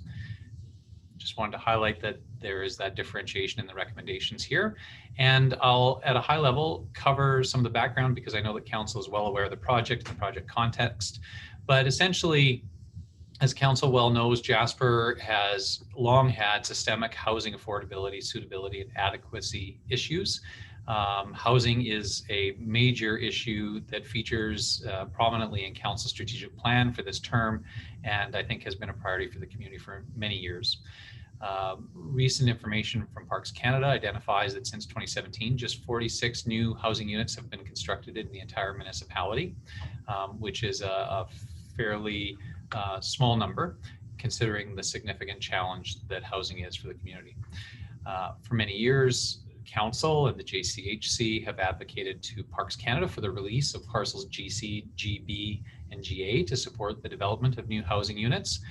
But for any housing units to be developed on any of these 3 parcels at any time, they will need to have municipal services like water and wastewater installed at some point. There are currently proposals for public development on parcel GC. Again, I know the council is well aware of the context of those proposals through the JCHC. There is also a proposal for private development on parcel GB. Recently, a private developer has gone forward to propose 2 apartment buildings that would deliver approximately 142 new units of housing on parcel GB. That has gone forward to the PDAC committee that has reviewed that, and to my knowledge has not yet issued their decision. But that private development is in play. And that is as a result, I would say, of council's hard work in advocating with Parks for the release of parcel GB. They made that available through a public process in 2019. And this development proposal is as a result of Parks being willing to release that land and make it available. So council is aware that we had come forward in March with an initial feasibility study and a recommendation that council approve a budget amount of approximately $3.6 million. And in May, council approved WSP to provide a detailed design of the project, because previously we had only been at a strategic or feasibility study level. And then finally, on June 18th, the RFP for actual construction closed, and the results were reviewed by our consultants and administration. And after identifying the highest evaluated candidate, administration met with that candidate to go through and essentially conduct some value engineering. I mean, to be frank, the costs are higher than the budgeted amount, and administration needed to understand the reasoning for that. And I'm certainly prepared to answer questions that council may have. But in the recommendation here and through the discussion of that value engineering, administration was able to identify some minor site savings, cost savings and process changes, along with, and this I will identify that this is an item where council had initially expressed some concern around servicing lot GA, which is the most westerly lot. Council had some questions about that, and in response to those questions and that light that was shone on that issue by council in the initial stages, administration included servicing to GA as essentially a deletable item from the request for proposals. So we issued the request for proposal with two schedules. Schedule A handled servicing lots GC and GB, and some improvements to municipal infrastructure along the roads that connect to there. And Schedule B was specifically servicing lot GA. Administration's recommendation is that the costs of servicing GA really do not make it worthwhile to do it at this time, considering the cost benefit of where we may otherwise use those monies and the likelihood, or I should say the relative unlikelihood, that GA will face any development pressures or demands in the near term. So administration, after that review, is recommending scope reduction and changes that totaled about $1.8 million. And that brings in the revised construction cost to provide services to lots GB and GC, along with those other improvements to the existing municipal system. The total cost of that would be $5.798435. That is the construction portion of the project. There are additional items that are required in order to advance construction, but are not, strictly speaking, pipes and gravel and asphalt. There are items such as the engineering services for WSP, which was previously awarded, that need to be recognized in the overall project budget. There are the cost of associated utilities such as ATCO gas and electric, tree clearing. There are fees and permits and a contingency, and along with this is a significant decision, but I think it's okay to maybe enjoy the fact that we have to consider squirrel relocation, which we have a window for that is opening over the next week or so. But those types of costs are not hard construction costs, but they do need to be considered in the context of the overall project budget. So those associated project costs of approximately $1.3 million added to the construction cost of about $5.7 million equals the total recommended project budget of $7.15 million. Your Worship, I will maybe just pause there to ask if there are any questions specific to construction. There is an important factor that we need to discuss about how much of that project budget is attributable to the benefiting properties, parcels GC and GB, and how much of it is attributable to the general tax base. But I want to make sure that we pause here if there are any construction related issues before we get on to talking about how we would part out those costs. Thank you for that, Mr. Given. Are there questions then about construction from councillors? Councillor Keller-Hrenty.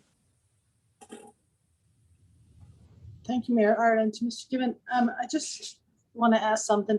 When we originally talked about this in March, I was under the understanding that if we didn't put the utilities on GA, we wouldn't have enough water. There was something about the connections. Can you explain to me how that has changed? Yes, thanks, Councillor Keller-Hrenty.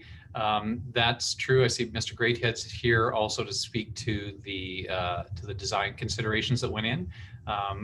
I do explicitly remember identifying to council that the preferred solution was to maintain the looping and fire flows. Obviously, if we're not imagining development on GA, then the concern for fire flows around GA is reduced.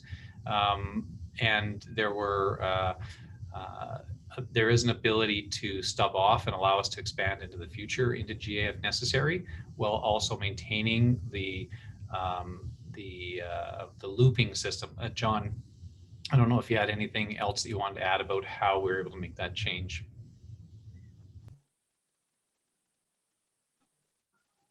Thank you, Mr. Given. Good morning, Your Worship and Council. Just to speak on that, when we did get the design, and we do have the overall design that was provided by WSP, it's been vetted as well through AEP as a high level, or at a high level.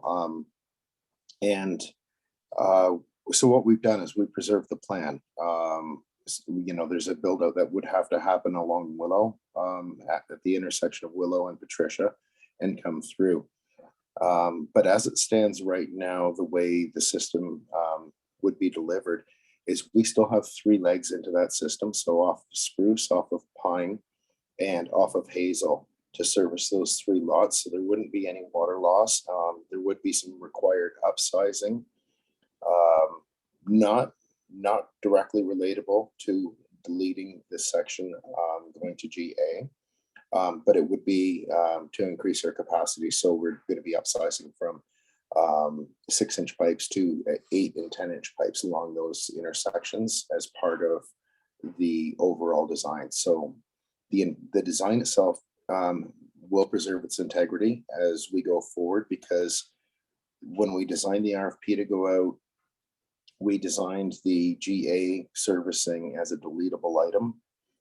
So we would preserve all the elements of the overall design and integrity.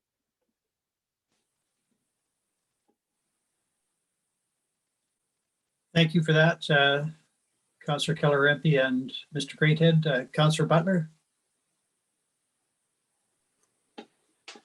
Thanks very much, Your Worship. I'm going to say that I have a lot of questions around this. This was originally scheduled to come to us during Committee of the Whole, the last Committee of the Whole, and I understand why it didn't. Timelines were really short. However, I'm really surprised by what we've seen here. We are talking an order of magnitude change. We're talking about costs that are more than double what we talked about. And partly in respect to what Councillor Keller-Rempe just asked, also something that is basically of quite a different scope from what we approved in March.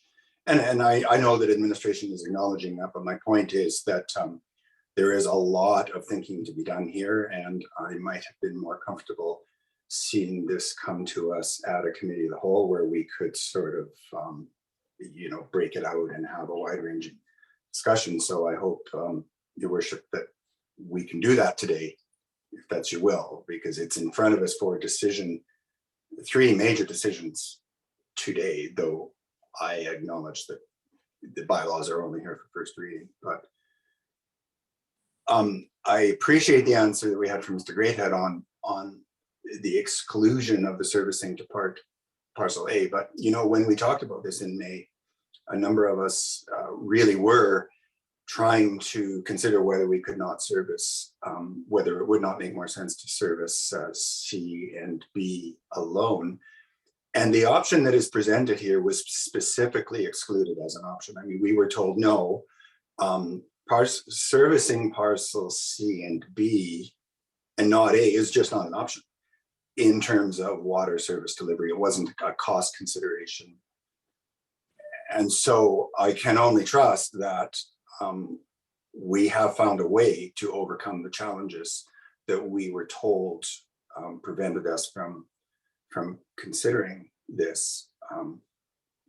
So that's one thing. And I noticed that when administration went out with the RFP, it was done in 2 stages, with the Schedule B being to exclude parcel A, which we again had been told wasn't even an option. So here we are, and the cost of this is now fully double what we had talked about. And it's not, I guess my first question will be then, what was the range of construction estimates that we received through that RFP process?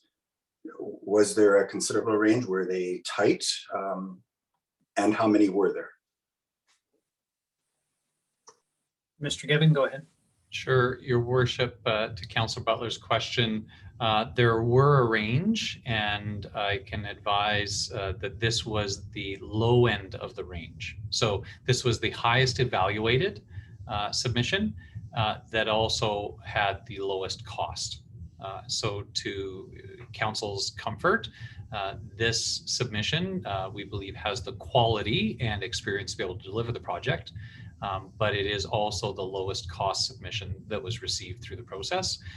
We initially had a process of pre-qualifying contractors. And John, you may be able to refresh my memory, but we had good response to the initial issuance for contractors to pre-qualify. We whittled that list down to, I believe, 3 to 5 contractors that we identified as having the capability to do a project of this scope and in this context. And then we invited only those 3 to 5 to submit in the actual RFP for construction. And then out of those submissions, we selected the highest evaluated. So there was a robust process of ensuring that we had somebody who was capable and knowledgeable about this type of project first, and then only inviting those to submit. So it wasn't a case where we said, we have this project and we hope that we will get 50 submissions. We wanted qualified submissions in the first place. And I believe that there were, I believe each of those 3 to 5 took out packages, and I believe we may have had 3 submissions ultimately. But in any case, council should be assured that there was a robust process that led to this, and that it was competitive, and that administration was ensuring that we were not considering contractors that would not have the ability to complete a project of this complexity. Because the item that we are very concerned about, and out of respect for the community, is the impact that this would have. Of course, in Canada and in Jasper in particular, the construction season overlaps very neatly with the high tourist season. That is not lost on administration. And so we wanted to ensure that any contractors that were bidding were the type that would have the experience to be able to manage that overlap and conflict. And that's why we went through the pre-qualification. That did lead to a smaller number of submissions to the actual RFP process. But I am comfortable and in this recommendation to council, because this is a contractor that I believe can actually do the project rather than just give us a low price. And they were the lowest price out of the submissions to the RFP.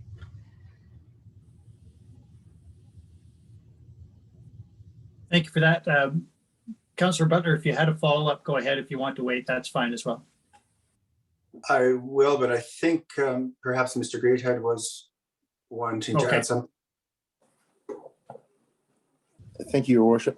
Just to add to it, a few of the complexities that were presented by the bidders was, and we had put it out in the RFQ that we wanted to make sure that they had the availability of the materials, the availability of crews, able to schedule multiple crews, because we knew that this was an aggressive project right from the start. We knew it was an aggressive timeline in each of the 5 segments of the phasing of the projects. We knew that in their own, on like standing on their own legs, that they were a significant project for the community. So there was a lot of that, as well as buffeting with tourist season. Some things that we hadn't accounted for, or had maybe evaluated were the needs for such as flagmen for traffic control, for site access, where we were thinking, it would be a man at each end. Actually, we're going to be would need to direct traffic into opposing lanes, change the traffic layout of the roads. That therefore increases multiple flagmen to keep the excavator from the travel time busy, and the travel time to where proponents could dispose of their materials. Instead of getting away with an excavator and 2 trucks, we're looking at an excavator and 5 trucks due to the traffic implications on that. And another significant one was the availability of the plastic resin that is used for our pipes. There's been a global shortage on that over the last year, and indications from our suppliers have stated that they went up 40% between February and May and are continuing to rise. And it's not necessarily just a price option, it's an availability option. When the pandemic hit, a lot of these manufacturing plants throttled back, and then the resins that we need to make the plastic pipe aren't, that was all delayed. And with part of the global response and re-energization after the pandemic, there's a lot of significant government-funded projects for developing infrastructure, and that's not just Canada and North America, that's worldwide. So, you know, it's just a global demand on the materials, which has significantly driven those costs up over the last year, and even since when our feasibility study was done. So there was an awful lot of competing factors. Again, the tight timeline on this project, looking for the deliverable of completion by October of this year is the, you know, which really exceeded our expectations for the price. Thank you. I will allow Councillor Butler to follow up, and then I'll turn to you, Councillor DeMota. I appreciate that, because this really is a follow-up. Mr. Greathead led me directly into my next question, and my concern is that two factors may be leading us into higher costs than might be necessary, and I wonder if we thought about it. The first is the compressed timeline, and the second is the need to do it this year. We all know, well, I certainly am aware that construction costs are at what we hope will be an all-time high. There is generally, I am hearing a suggestion that we might see some of those costs rationalized. The motivation for finishing by October is really no longer a factor. We did not receive the grant. I think this project could be put off to next year. I think it does need to be done, but it seems to me unlikely that we're going to see building requiring connection to services before the fall of next year. Could we and should we consider retendering, taking a little more time, allowing a little more time for the project rather than working on such a compressed timeline? And might we be able to, because of perhaps a rationalization of construction costs and a more reasonable time frame, could we look at possibly lower costs? Thank you, Councillor Butler. Mr. Given. Thanks very much, Your Worship. But to Councillor Butler's question, I think there are two parts that we need to recognize. There are two development proposals that are in play right now, and we need to acknowledge that, yes, certainly on the JCHC, the pressure is off there because we didn't receive the RHI grant. I would note that they have opened up another round of submissions, as we imagined they might. So there is additional federal government funding for the RHI, but that is an unknown and obviously will not be proceeding this year. That is 100% true. What is also unknown is whether or not the private development will receive approval from Parks Canada and whether they'll choose to actually initiate the development this year. In administration's discussion with the project proponents for the GB parcel, they believe that they would, if they receive the necessary approvals from Parks, they would start some of their pre-work in the 2021 year with the intention of a modular build that would be brought on site in the early 2022 year, meaning that they would need to connect to services before fall of 2022, likely early summer, late spring. So that administration would acknowledge is still speculative. That project has not commenced construction. It is not underway. It has not received all the approvals from Parks. And at the same time, we cannot say that it is guaranteed not to be going ahead this year because the project proponent for GB intends to initiate work should they receive their approvals from Parks, and their intended timeline at this stage would see them needing services in late spring, early summer of 2022. So that does still suggest that there is an imperative to provide these services. The other item, Councillor Butler, that you raised was, just cost of materials, and it is an unusual time, no doubt. But I would note that the TD Bank most recent forecast of inflation based on the Bank of Canada's forecast of inflation. They're suggesting that it wouldn't drop below 2.4%. It wouldn't drop below 2% at any time between now and 2026 as an annual average. And I would note that for the first part of this year, we saw a 3.4% inflation. So the savings that we would have to see in material costs from additional ramp up, for example, of manufacturing capacity if it has been put off. So if we have limited supply of pipe because the pipe factories weren't making pipe during the pandemic, and that has caused price increases, that may subside, but basic inflation will continue. And there is some broad question of whether we can, of what inflation rates will be.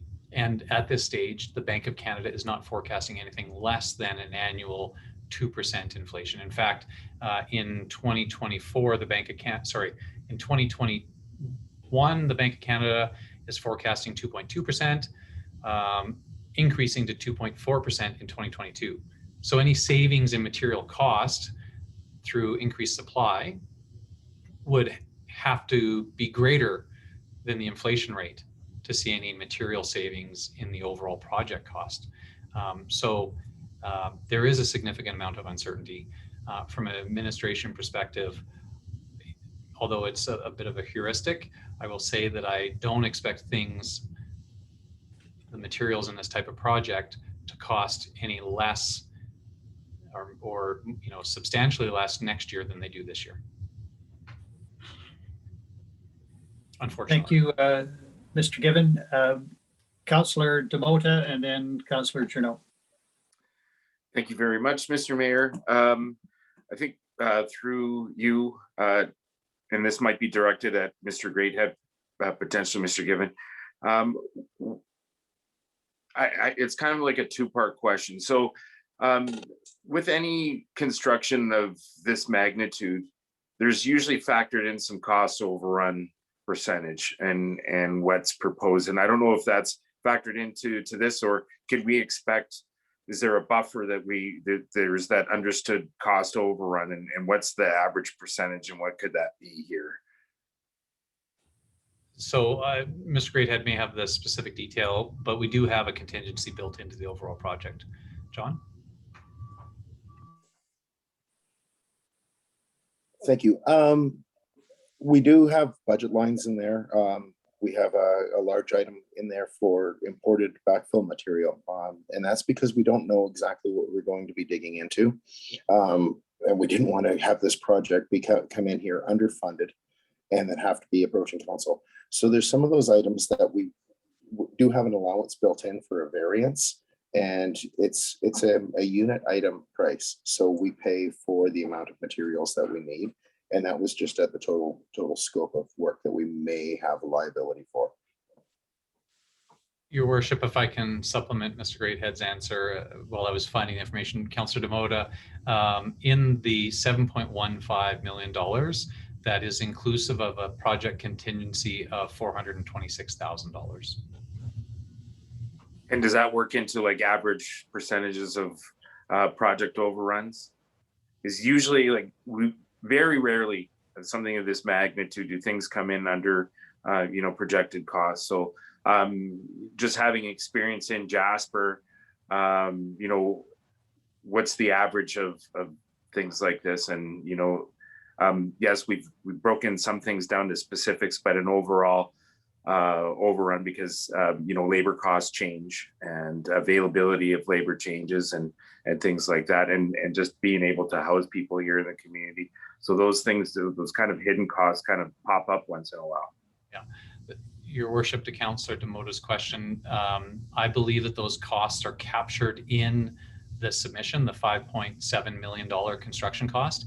And to be frank, because those costs are accurately reflected for Jasper's context, that is a significant driver of why the cost is so high. I would suggest that the feasibility study that we undertook at the initial stage that provided that initial cost for the project didn't adequately reflect the Jasper context and all the items that you just laid out, Councillor Demota. I believe that the contractor, GS Construction, has adequately reflected those costs. And in administration's discussion with them, we essentially said, look, what can you do to sharpen your pencil? Tell us about this line. Tell us about that line. Tell us about the other line. Tell us why you think it needs to be this much. And they spoke to some of the specific things that you highlighted about maintaining crews on site, the cost of housing to have their crews while they're here, the transportation costs of trucking material in and out of the national park. And so it is, this price for construction is very specific to Jasper's context, and administration did question those items specifically.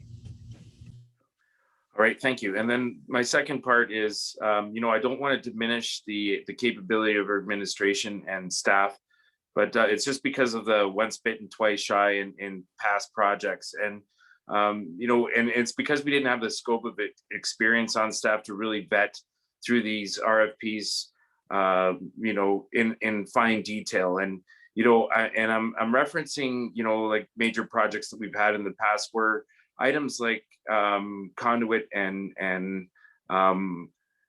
electrical infrastructure was left out of a proposal to fit within getting in under budget or within budget of you know, what was available. And then, you know, we were faced with these things because the people involved didn't understand that, you know, that those aren't assumed aspects of the project. So that when we get a building built and then all the electrical for hand dryers and washrooms isn't there, and it's like, well, that wasn't part of the proposal, so this is going to be extra, and all these extras come in after the line. And like I said, I don't want to diminish the capability, but we've already have addressed some shortcomings that we missed out on. Are there other things that we may not be seeing as part of this project? Thank you, Councillor Demota. Mr. Given. Your Worship, I'm aware of some of the past capital projects where there have been challenges, and I know Council is well aware of that as well, and I'm sure the community is. But I also want to reflect on our current staff and Mr. Greathead's team. Projects of a similar nature to this, rather than vertical structures, have recently come in under budget. For example, the Sleepy Hollow lift station, the recent parking lot development, those are projects where John and his team have been able to deliver them in under budget, which I think speaks well to administration's focus on the bottom line, and specifically to what, you know, the level of detail that's included here.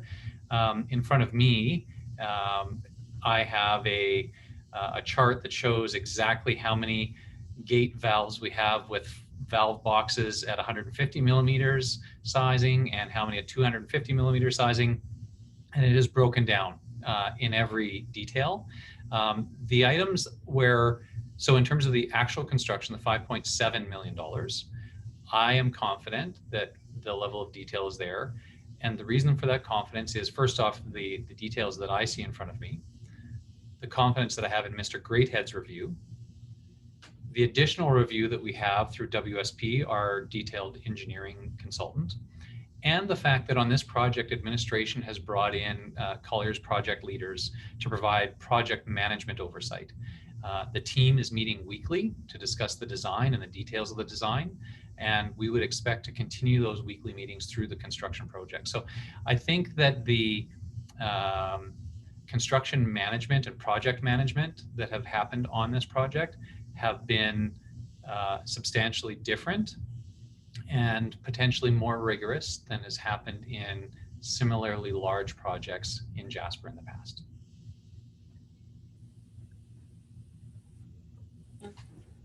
I just want to say thank you, and you know, just exercising an attitude of healthy skepticism and having that come forward for the community so that people are a little bit more informed in the depth of the process and having some confidence going forward. So I appreciate that information. Thank you. Thank you, Councillor Journo. Oh, I'm sorry. Go ahead, Mr. Given, and then I will turn to Councillor Journo. Yes, Your Worship, and Councillor Junot, just very briefly, I'll say that I know at least a part of the context of this discussion is, so if we were going to do this, how would we pay for that? And so I do want to cover that second section of the report, because I think it's important for council and the community to understand that the general taxpayer won't be paying for all of this project cost. That aside, I'll pause.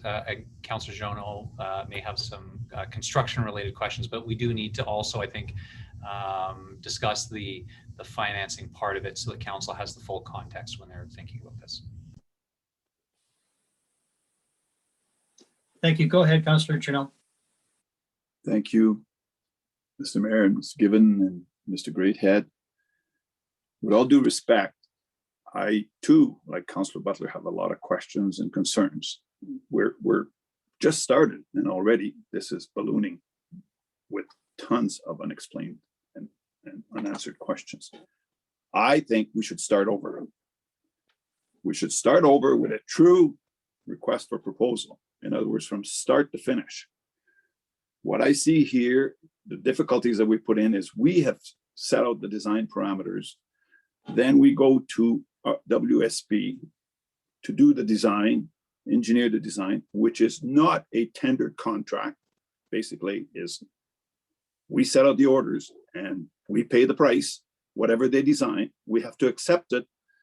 Then we go to construction. A true request for proposal would be from start to finish. In other words, you ask for sewer development for those 3 lots, period. And then people get together, the engineers and the construction and the architects in some cases, and then they give you a real proposal. They give you alternatives. They give you choices. And one of the options may be to put the sewer and the water from the backside of the property. So in other words, closer to the railroad. And because that's never been discussed. And I'm wondering why. That's entirely possible. That's usually where they go. They go in the back alley, they don't go in the front. And you wouldn't necessarily, that one would eliminate the need to cut the construction through Connaught Drive. So I throw it out there because I think it's an option that is available and would likely reduce our costs by quite a bit. There's no hurry at this stage to proceed here. And so there's no, to me, as a fresh start, request for proposal would give us a lots of options and ideas, and I would certainly recommend that. Thank you, Councillor Junot. Mr. Given, I think I saw your hand. Yes, thank you, Your Worship. One item that I want to really just specifically clarify, administration did go through a public process to select WSP as our designer. There was a public RFP that we had a number of different engineering firms, I want to say 5 off my memory, who submitted proposals. And so it was not a case where the municipality just chose WSP. It is a substantial contract, and there was a public process that we went through. So I just want to make sure that that is 100% clear for council and the community. And Councillor Junot, you are 100% correct. An alternate approach to any type of project could be a design build, which there is essentially a single consortium that the municipality chooses to undertake the full design and construction of a project. That is possible. It is more on the leading edge of approach to municipal projects because it may not offer the transparency between construction cost and design cost. So the approach that we did here was what would be called a design bid build. So we did the design through a public process. We selected WSP. We know what that cost was, the $300,000 and some thousand, and that is the design portion, and that was approved by council explicitly in one step. And then we have this additional step of construction. In a design build process, which is possible and legitimate and legal, but very different, you need to do much more work on the scope of the project that you want at the early stage, and then you select a single consortium that would be construction and design detailed design and you issue that and then they go. This approach that we've undertaken of design, bid, build essentially has mitigated risk for the municipality. If at this stage, council decided, all things being equal, you don't wish to go ahead, the cost to the municipality of expended funds to date are essentially the design funds. If council went through the design build process, you could be at a much greater risk because those things would be bundled together.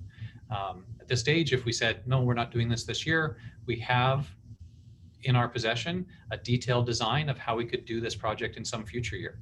I don't necessarily believe it costs less in any future year, but we do have that asset that we've bought and paid for, which we would not come out of a design build process with. So both are legitimate. There are positives and negatives to each approach, but my understanding is that typically in Jasper and in most Alberta municipalities, most projects of this nature are undertaken using a design phase, a bidding phase for the construction, and then that construction phase. So design, bid, build, which is what we did here. Thank you, Mr. Given. If I might make some comments, and I'll try and be brief. Councillor Junot indicated that it's not essential that we proceed now. That's arguable, I think.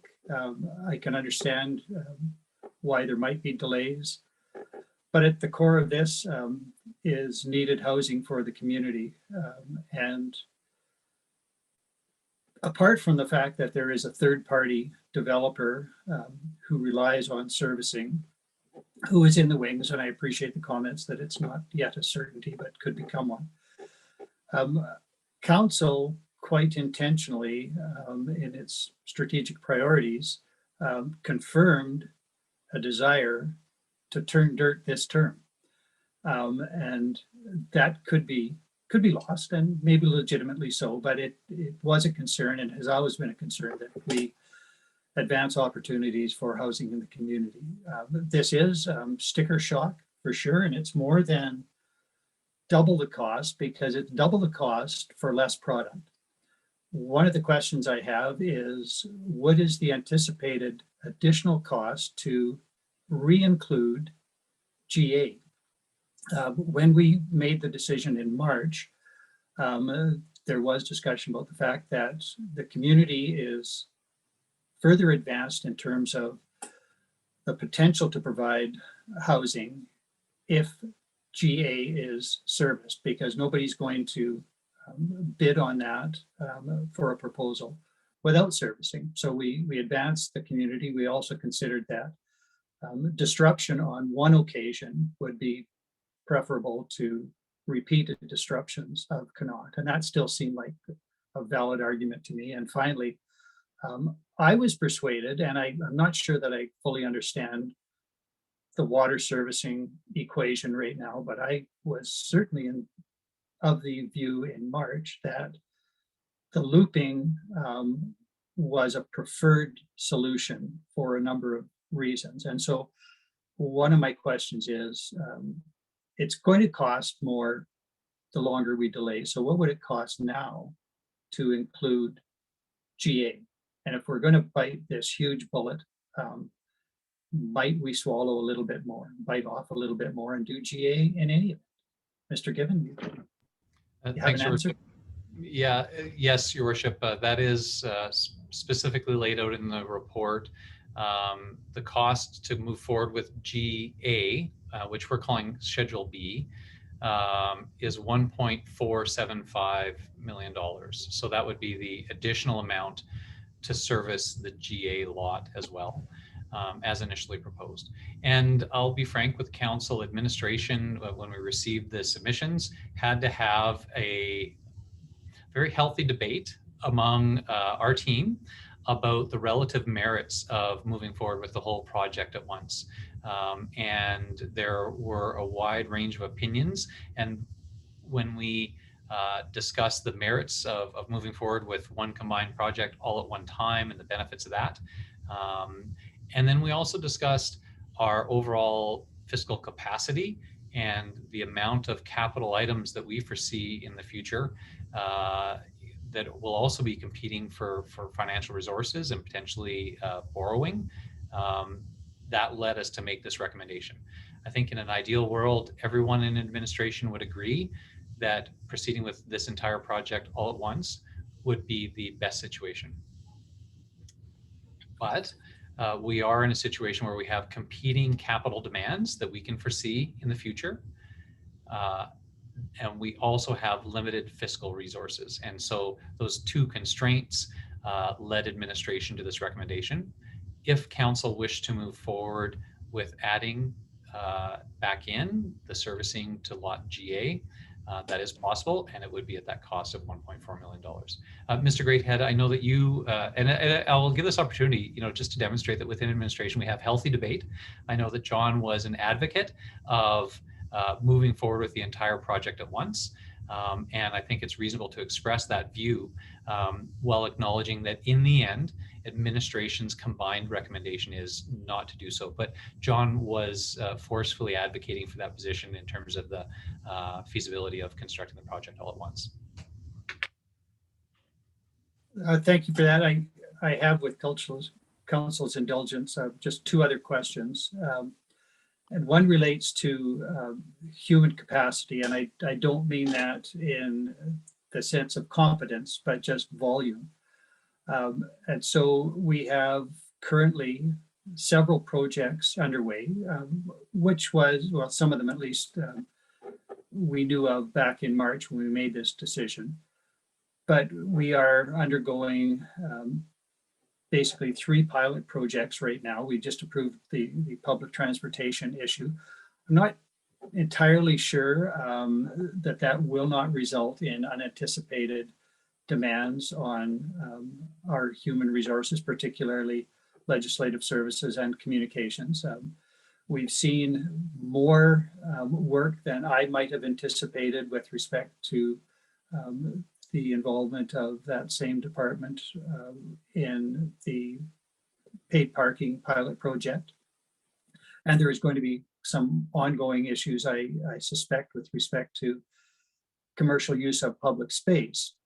And so the question is, I mean, I recognize and I accept that there were some underestimates of some of the costs, the hard construction costs with respect to the ongoing project. And one of the ones Mr. Greathead raised was the additional trucks and flagging people and things that get missed, but the proponent picked those up. In terms of our human capacity, have we considered the additional stress and strain on our own communications people with respect to this project?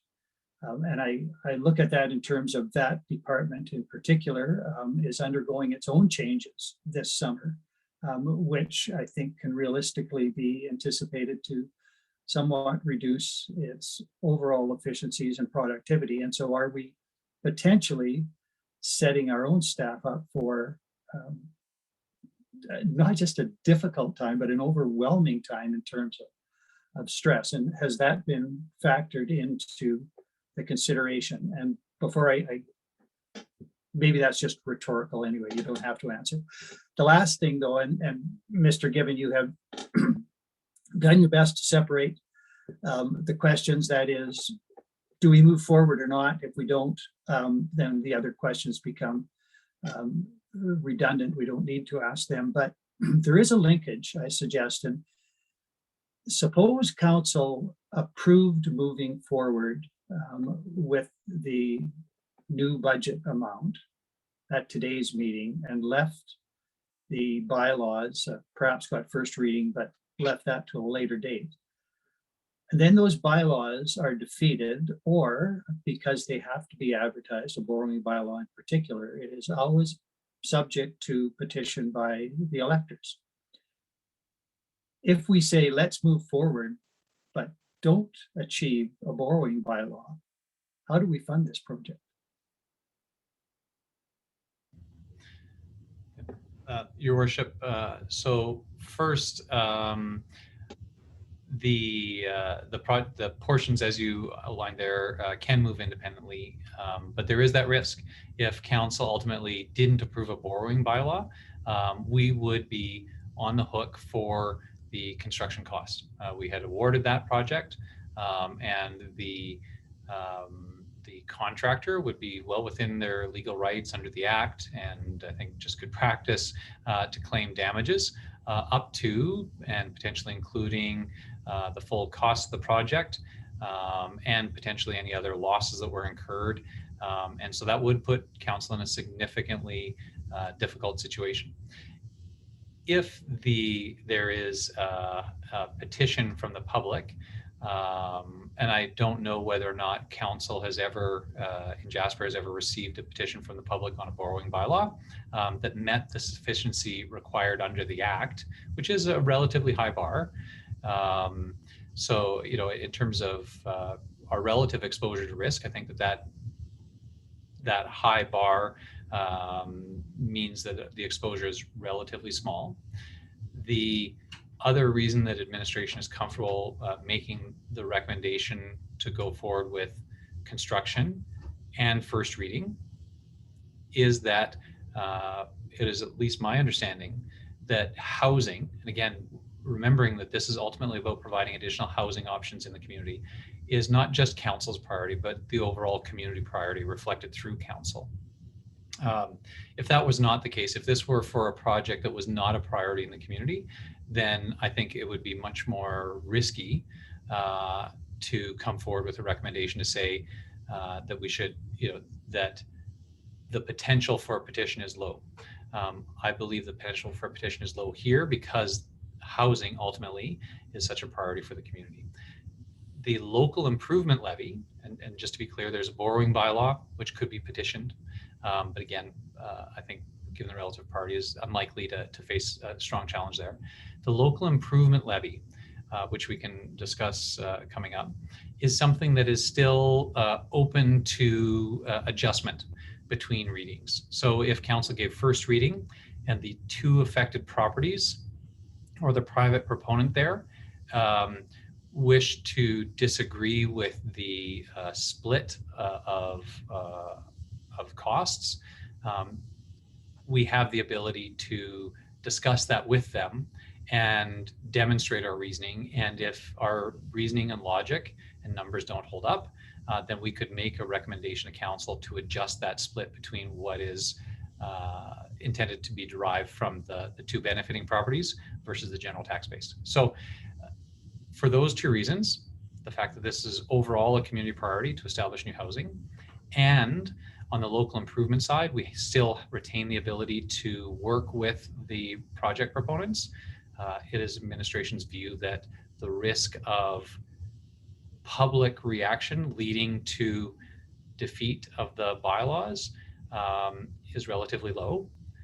If council may take a different view of that, and council's willingness to move forward with such a large project, you really should be thinking that through before we do the construction award, because once we do the construction award, it does come with risk if the project is canceled.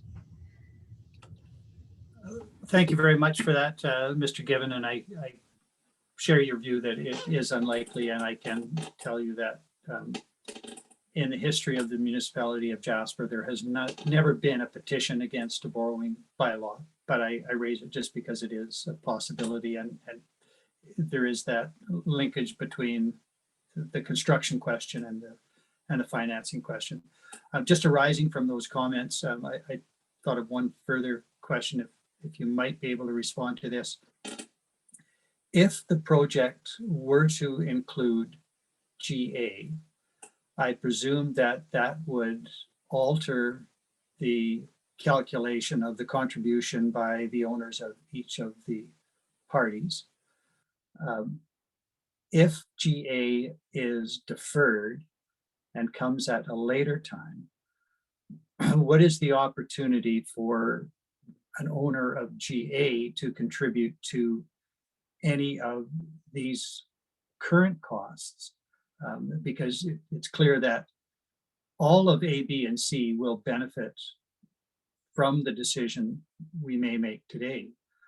But if A is deferred, is there an opportunity down the road to have them contribute to the costs, which will be there for their benefit? Your Go ahead. worship. Yeah, your worship, thank you. So for councils, and sorry, I'm just scanning to make sure that I have it correct. So for council's information, there's a relatively similar split between the three parcels. So that $1.4 million that I referenced in terms of the cost to GA, it's about the same with GB and GC. So in the future, if council wish to extend services to GA, they would be able to pay a similar local improvement levy for that single benefiting property, and it would be roughly equivalent to what we were asking from both GC and GB, or from each GC and GB. There are very small improvements and amounts where one could suggest that there's some benefit to GA in the future. To be frank, the challenge in a project like this is identifying where that dividing line is, about who benefits from what. We could make an argument that all of the parcels that front onto Connaught and are along Spruce, Pine, and Hazel could also have a contribution directly. And we did also have that debate within administration to clarify who exactly are the benefiting properties and who is the general tax base. An example could be the Petro-Canada station. There are improvements that happen directly adjacent to the Petro-Canada station that they would connect to. One could suggest that they're getting some benefit from that.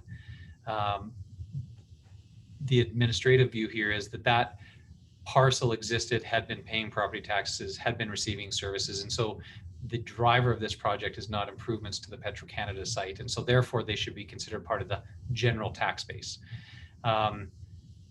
And that's the type of thing that somebody could debate, and would be a similar sort of situation if at some point we wish to support servicing to GA. There would also be similarly debatable items about, well, that thing that happened back in 2021, shouldn't that be a part of the costs? Administration is comfortable recognizing that that $1.4 million is roughly equivalent to what GB and GC are paying. That's an accurate reflection of the costs that are directly attributable to that single property and would be the same in the future. Thank you for that. Other questions from councillors? Councillor Demoda.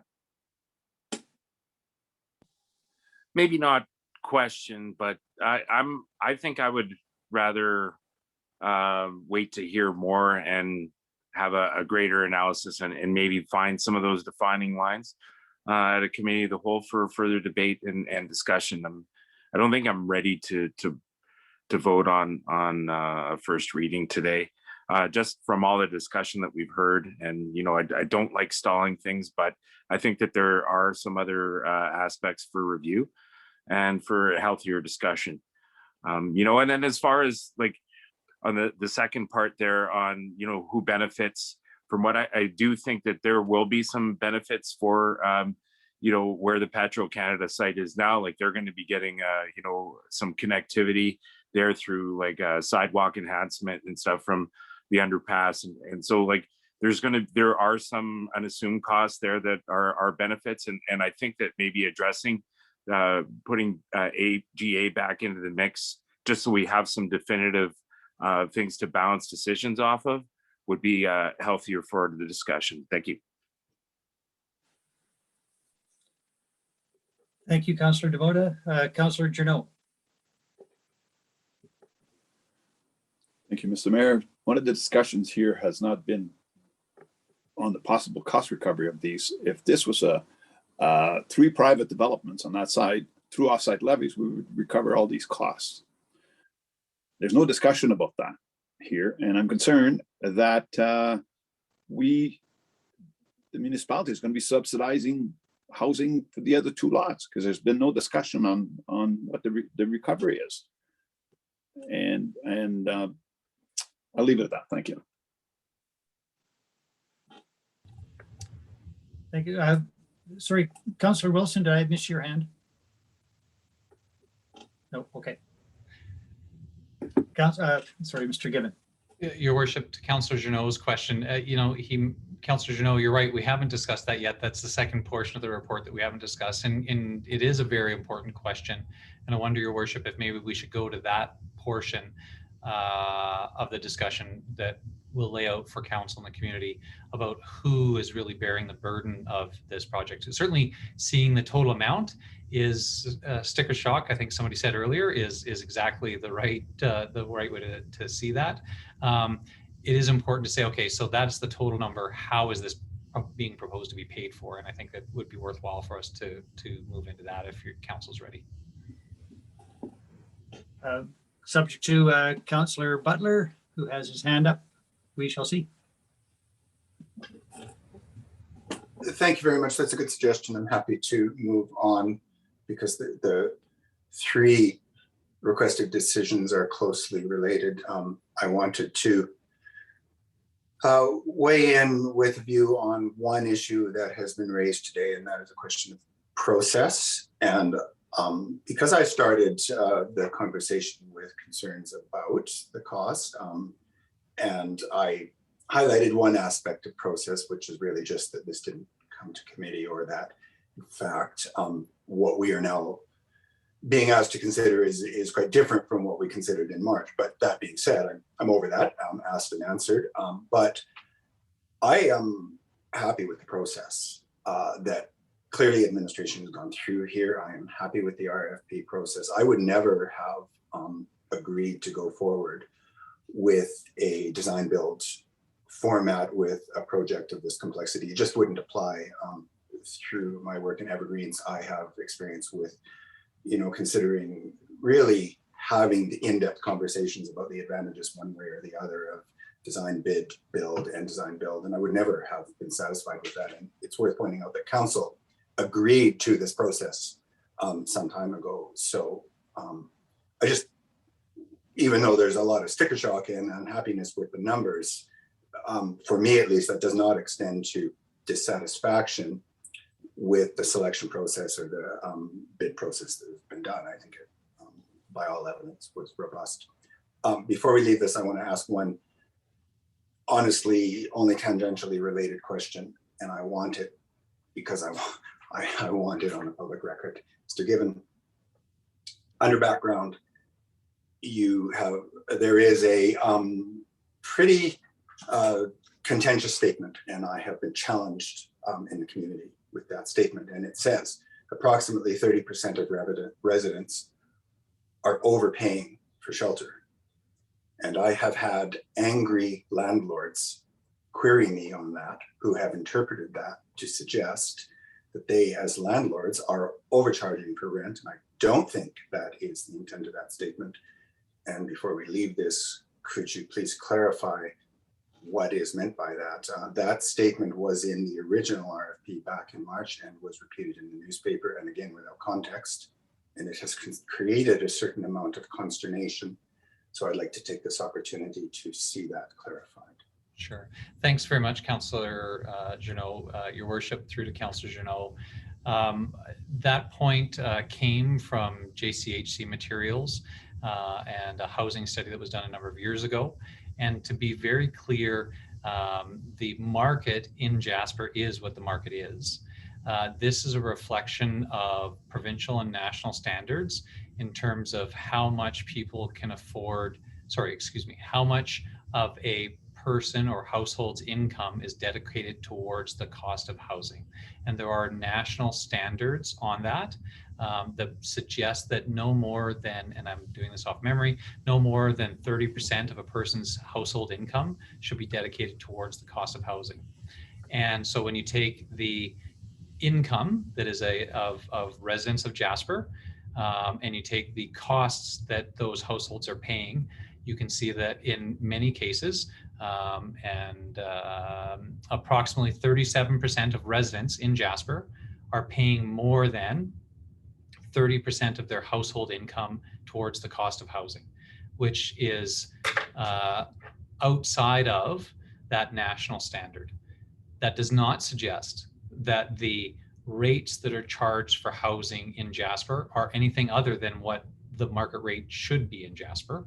It just means that the relationship between what the market rate for housing is and what the wages are in Jasper does not meet that threshold of persons or households paying under 30% of their income. So that I don't believe that that's a reflection on any ill intent on behalf of anybody in the system of housing in Jasper. It's just a reflection of we have limited supply, high demand, and that leads to market rates that are challenging for approximately 30% of our population according to that national standard. Thank you, Mr. Given.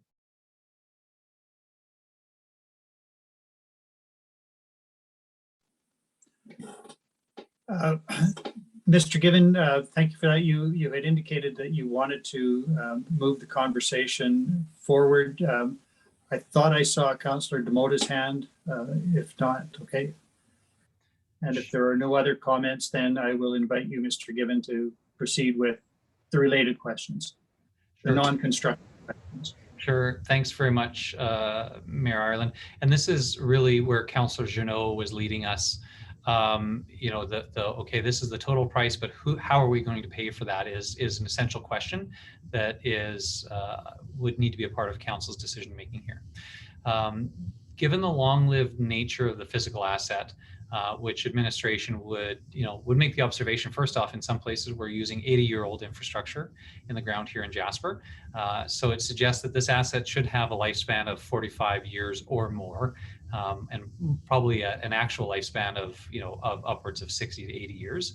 But reasonably, we can say that it's 45 years plus.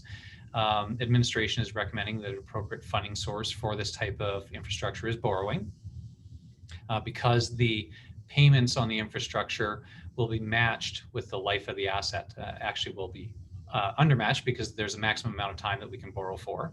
But what that means is that all of the people who benefit from that infrastructure over the period of borrowing will pay towards the cost of the infrastructure. And just to make a differentiation, if we decided that we needed to have all $7.1 million paid for by the people of Jasper today, and the project was paid for in cash, that would mean that the next 30 years of Jasperites will have that infrastructure and wouldn't pay towards the cost of it. So, there's a bit of a philosophical discussion there about how you make sure that there's intergenerational equity in terms of financing. And for a long-lived asset like this, it is reasonable in administration's view to have the payments for that asset be contributed towards by the generations that use that asset. Additionally, and so that's why you would borrow for this rather than pay cash. Additionally, Alberta has a system that enables local improvement levies, and the Alberta Urban Municipalities Association describes a local improvement levy as a tax on properties within a defined area for the purpose of funding an improvement that is applicable to that area only. And so that is the situation that we find ourselves in with GB and GC and potentially GA, that there are improvements that we wouldn't make if we weren't trying to support development on those parcels. And so the question becomes, how much of this total project cost, $7.1 million, is directly attributable to the benefit that those, I'll call them greenfield parcels, receive, and how much of the project cost is attributable to the general, the homeowners that are across the street that won't see a noticeable improvement in their quality of service, but their infrastructure will be replaced. And through a detailed analysis provided to us by WSP and a detailed breakdown of a spreadsheet that is, 200 rows by, 40 columns or something like that, we have identified that approximately 54% of the total project is attributable to the benefiting owners, GB and GC, and the balance, 45%, is attributable to the municipality at large. So those taxpayers who currently existed and aren't deriving the ability to do new development on their lots. Administration's recommendation is that the borrowing and that the local improvement levy be taken out over a concurrent 30-year term. And this means that the annual payments for those two benefiting properties would be $94,000 total, or split apart, it would be $97,000 for GC and $97,000 for GB. The balance of approximately $160,000 a year would be for the general tax base. So the cost to the general taxpayer for financing this $7.1 million would be approximately $160,000 a year over the term, including principal and interest payments over that 30-year term. The two benefiting property owners, GC and GB, would share that cost of $194,000. And so I think that that's an important part of the context when we're saying, well, geez, the tax base has to carry this burden of a $7 million project. The fact is that the tax base only is carrying 45% of the cost of that $7 million project. The two benefiting properties are carrying 54% of the cost of that $7.1 million project. That split, 54.7% to 45.3%, is that item that I was suggesting, could be a matter of discussion with the benefiting property owners, and is something that could be adjusted prior to second or third reading based on the outcome of those discussions. But to be clear, moving forward with this project, those two properties would have to share that $194,000 cost, and the municipality at large would have that $160,000 annual cost over the course of the borrowing.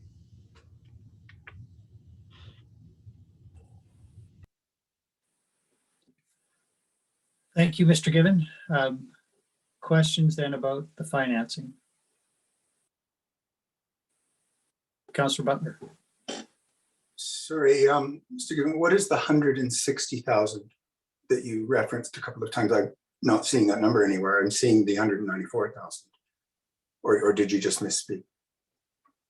No, Your Worship. I think in the third last paragraph of the overall report, which begins after detailed analysis of the project costs, Council can see there the split, the percentages, and the last sentence of that paragraph says that payments required from the municipality at large would be approximately 160,000.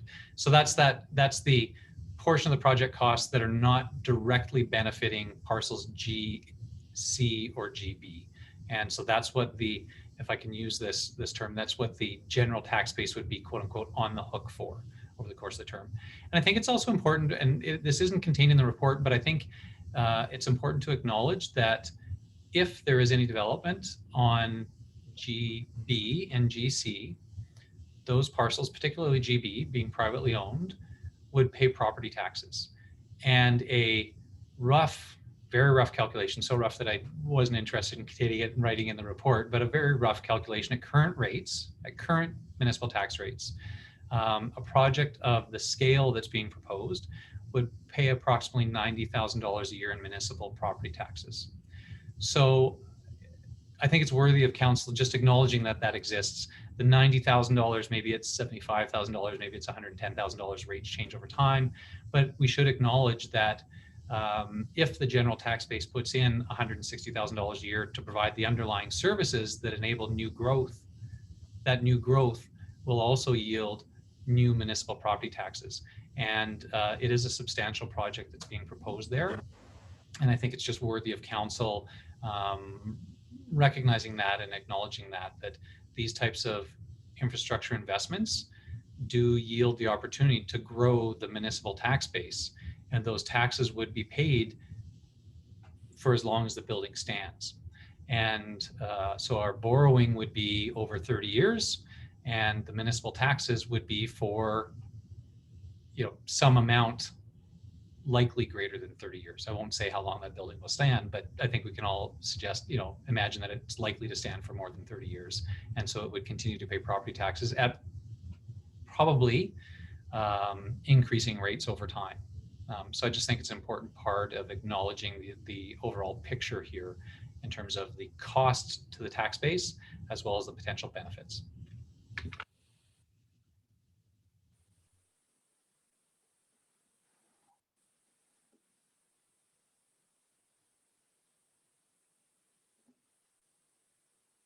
Councillor Demota. Yeah, you know what, I'm very comfortable with the way that aspect has been presented, because it's very difficult for me to, wrap my head around something that would be front or back end loaded, for the taxpayer of the day. So if it's spread out and, it does have contribution through the lifespan of the cycle of either the infrastructure or whatever buildings that they're servicing, that it's to be assumed by a broader scope when it comes to participation in funding that infrastructure. Thank you. Councillor Janelle. Thank you, Mr. Mayor. Just a clarification. The amount that the properties would be required to pay, i.e. 194,000. So they're on the hook for the debenture? Like, in other words, they're contributing to the debenture? So what about parcel GA? What happens then? Sure. Your worship, to Councillor Journeau's question. So in the proposal that's in front of you and administration's recommendation, we're not including GA. But if council chose to go forward with GA, it would have would increase that amount by essentially 1/3. It would, roughly, and councillors know, you'll have to excuse me because we didn't do that calculation, but it's roughly equivalent, another 1/3, and so they would be responsible for approximately another 97,000 a year for the cost to service GA. Go ahead, Councillor Janelle. Sorry. Thank you, Mr. Given. I shouldn't have thrown GA in the mix here. I just want to clarify that both GB and GC would be required to pay taxes plus a payment to the debenture for 25 years. Councillor Journeau, administration is recommending a 30-year term. Or sorry, 30. And yes, they would be required to pay municipal property taxes, and they would be required to pay the contribution towards the local improvement levy, which would go into general municipal revenue, which the municipality would use to pay off the debenture. So the debenture is fully in the municipality's name. We're on the hook for $7.15 million. A portion of the cost would be covered by the revenue that would be derived from the local improvement levy. So they're not directly attached to the debenture, right? The debenture is in the municipality's name and is against our credit and takes up our capacity. But they are required under law, if the local improvement levy is passed, the local improvement bylaw is passed, they are required to pay that local improvement for the term of the local improvement levy bylaw.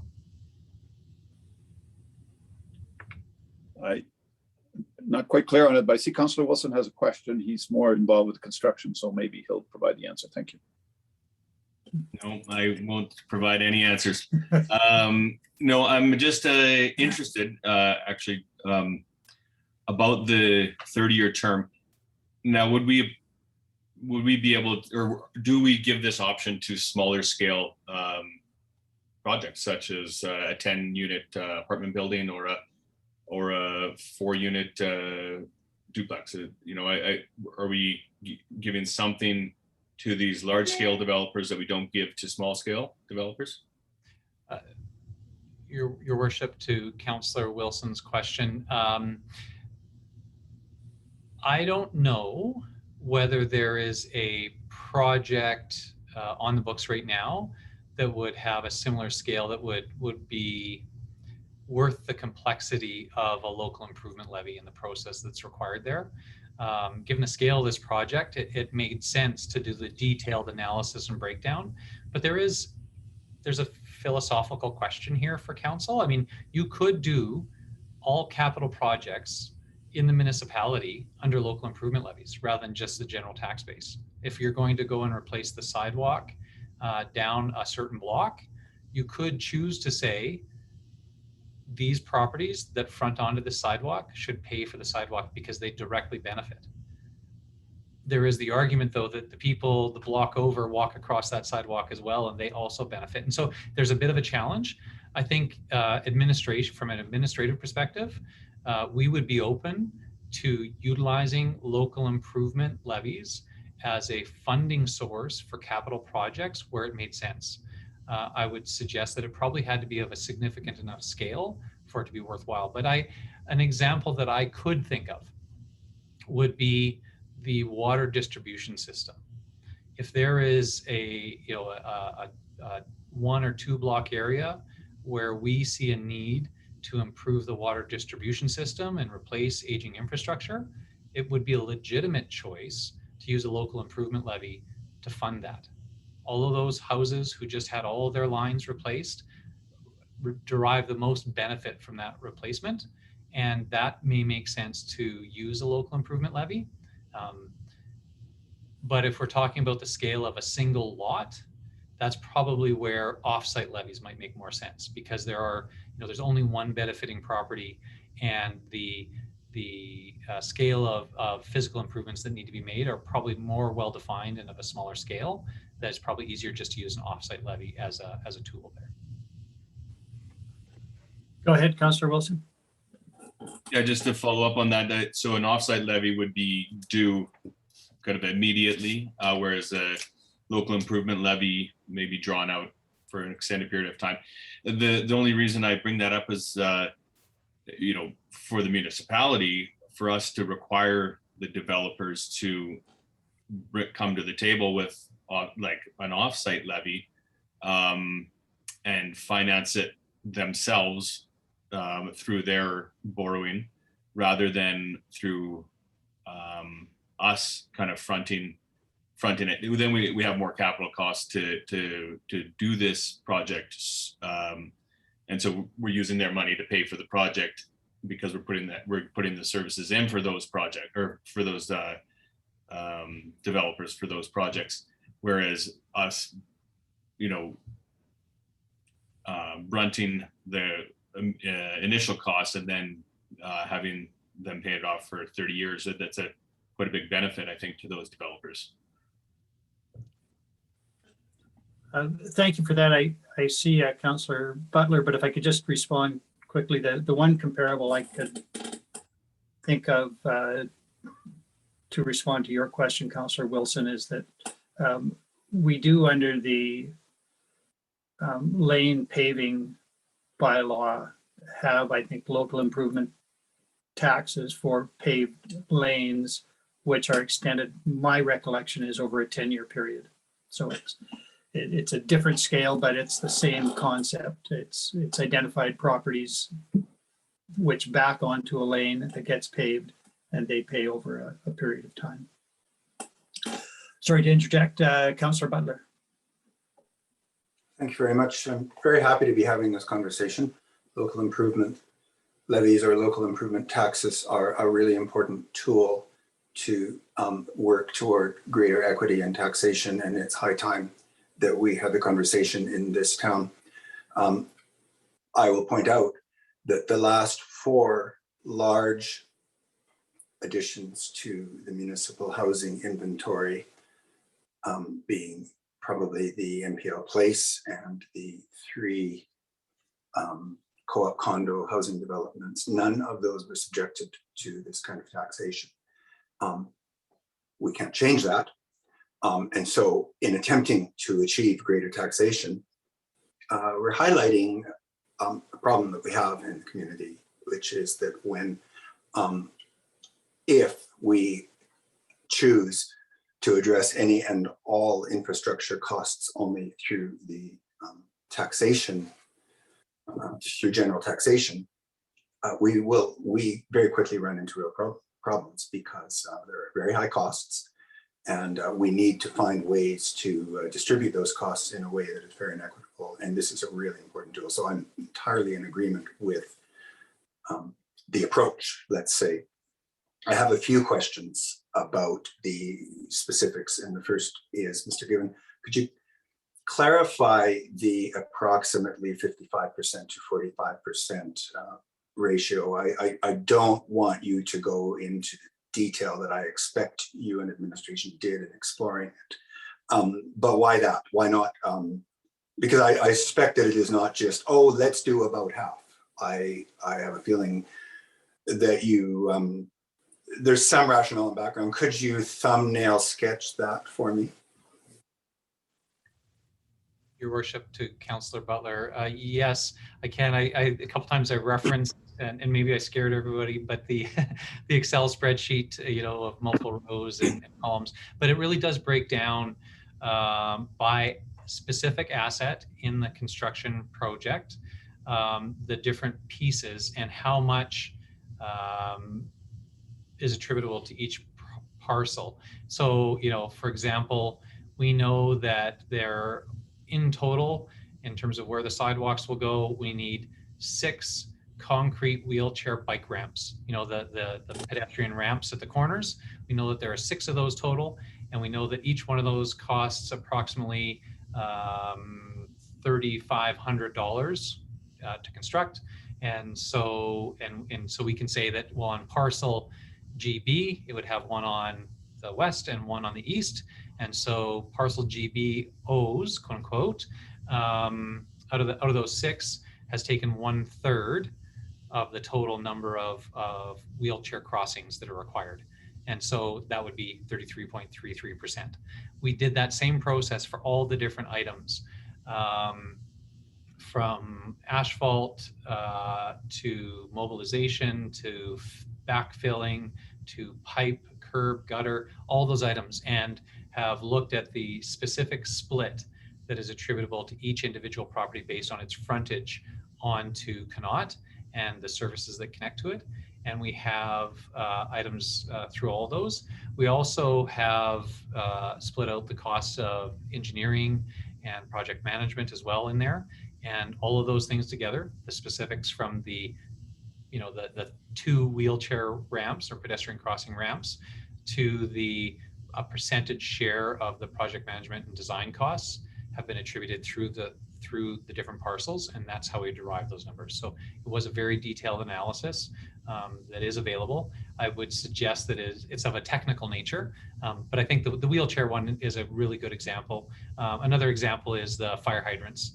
Fire hydrants, how many fire hydrants directly serve parcel GC, how many fire hydrants directly serve parcel GB, and you add those costs and look at that as a percentage of the total project cost.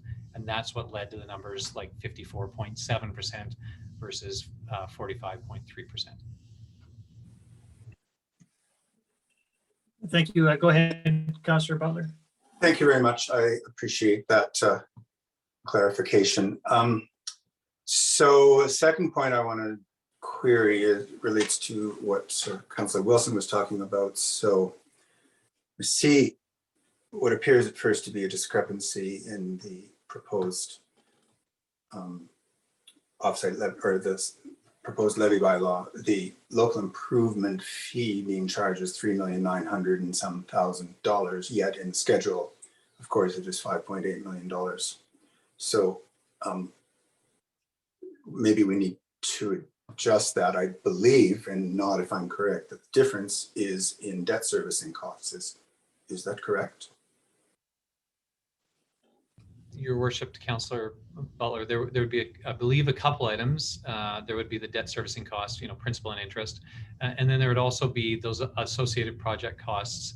As I mentioned, shallow utilities, engineering services, project management services, squirrel relocation. So, and I don't mean to make light of a significant decision, but squirrel relocation, we didn't need to relocate any squirrels for the work along spruce, pine, and hazel. It is the work that's happening specifically on parcel GC and GB where we need to relocate squirrels. And so for that item, 100% of the squirrel relocation is attributed to those 2 parcels. And so tree clearing is another example. We didn't need to clear any trees off-site, and so that the benefiting properties, GB and GC, share a higher percentage of tree clearing, for example, than they would have had to for, I don't know, the water main pipe, for example. Thank you. May I? Yes. I appreciate that. However, the point I'm making is that under 3.1 of the tax bylaw, the figure given to be collected is $3,913,607. But in the Schedule A, the total levy is $5,818,130,000. I'm concerned that we may be about to pass a bylaw which has a lower number than what we actually intend to collect. There's a discrepancy between what is stated inside the bylaw and in the schedule. I took that to be a question of cost of money, but it sounds like it's not only that. So I would suggest that there's some need for clarification there. And I'll just leave it at that. You can look at it and see. How common is it? Is it common to assess not only the cost of construction, but the financing costs as a local improvement levy?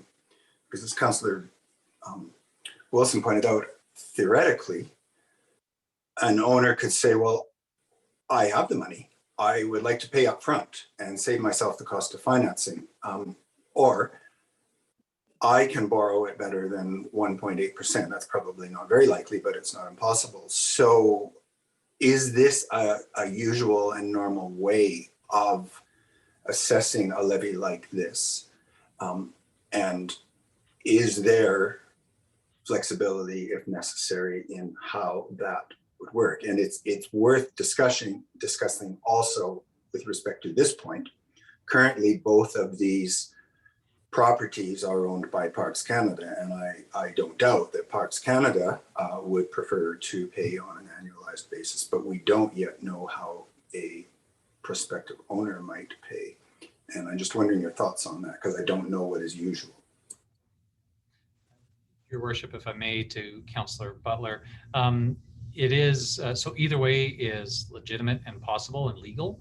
And I believe that we have the opportunity, should the proponent for GB in particular desire to pay for some of this upfront and reduce the overall cost of borrowing, that is possible. And I would suggest something that we could discuss between first reading and final reading of the bylaw and make adjustments if necessary.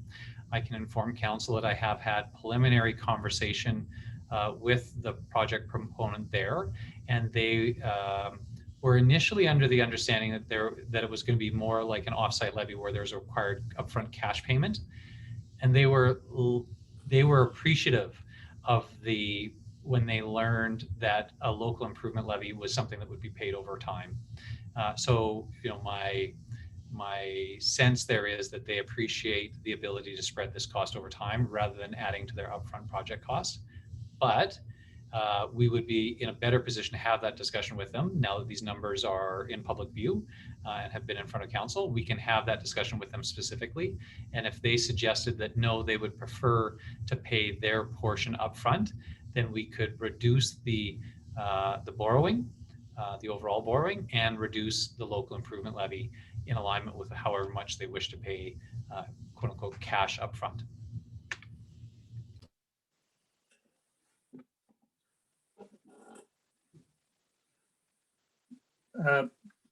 Councillor Butler, if you want to follow up, go ahead, and then Councillor Wilson. Thanks. I don't mean to hog the microphone, so to speak. I probably have two more questions. Your Worship, I'm happy to wait or finish. I don't mean to overstep what other councillors may want to. Go ahead. You're unmuted now. Thank you. It's worth, this isn't a question. Well, no, it is a question. So part of these, this levy is ascribed to parcel GC. It is our hope that at some point a public housing project will proceed on that site, at which time I believe the expectation is that that site will be leased to the community. So I think it is important to point out, if my understanding is correct, that then the ongoing payments of the levy would have to be assumed by the community or whatever housing body might proceed with that development, presumably, but not necessarily the JCHC. Am I right? Your worship, to Councillor Butler, yes, that is correct. So that number of approximately 97,000 a year would need to be built into the business plan of any future housing development on that site. And I think it's important to reflect that as JCHC has been considering a build on that site, it was not immediately obvious to me that the cost of extending services was a part of that project build proposal. So I think it was assumed that it would always come from somewhere else. The somewhere else, ultimately could be the municipality choosing to say, well, we will pick up that burden through a grant to a future JCHC program on that site. Or it could be picked up through the rates that were charged on that site. But ultimately, the cost of providing those services needs to be covered somewhere. And this does assume that that would be withdrawn through the operations of any facility on that site. Council, at some point in the future, could make a decision about whether they wish to provide a grant to JCHC that would offset that amount, at least, or some portion of that amount, if council wished to further enhance the affordability and the viability of a business plan for affordable housing on that site. Fair enough, thank you. And it's worth pointing out, with now my JCHC chair hat on, that when we applied for the Rapid Housing Initiative grant, within that grant application was actually a commitment from the municipality to provide the services to GC at municipal expense. That could still be the case, but I think it's really important that we understand that that number of just under $100,000 a year is there. And it's also worth understanding that if between the two sites, GC and GB, there were, let's say, about 200 apartments built, whether public or private, that the amount of this levy on an annualized basis, including cost of money, amounts to about $1,000 per unit per year. So it's not nothing. And I just think that it's easy to talk about millions of dollars without necessarily clarity as to how that number lands when it hits the ground. And then I have one final comment about the two bylaws and the original motion that is asked for, and that is that there's inconsistency, I think, in wording and definitions within them, and I suggest it needs to be looked at. For example, under definitions, we define the term parcel servicing, but we never use that term. That term is not used within the document. We talk about the project, we talk about Jasper, GB, and GC parcel service local improvement project, and then we talk about the local improvement plan. And I think a local improvement plan refers to a specific sort of thing. And I don't know if we have a local improvement plan, or if the idea is that in passing the motion to proceed and granting the contract, that we will have adopted a local improvement plan. I don't know if that's the intent. Elsewhere, we just refer to the project.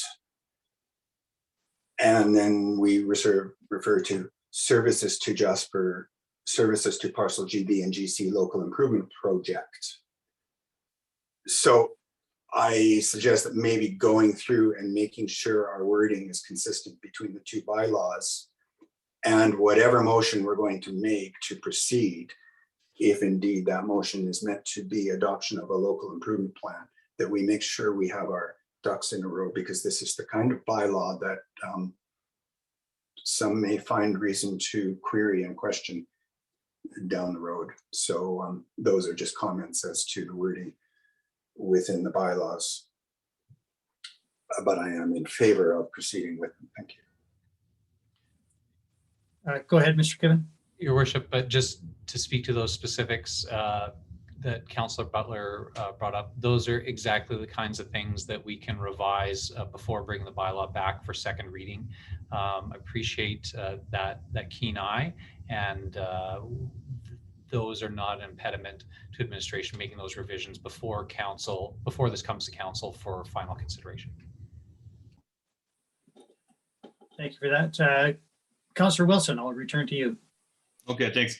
No, it's just pretty straightforward. It was back to the offsite levies and just confirming that so not offsite levies, sorry, the local improvement levy, that it would be attached to the property, as if the property were to sell, then these monies are still to be collected by the new owner or paid out by the existing owner or the one selling. But then also the other question was, and I think I know the answer to it, but GB is to be rental units only. It's not able to be condoized.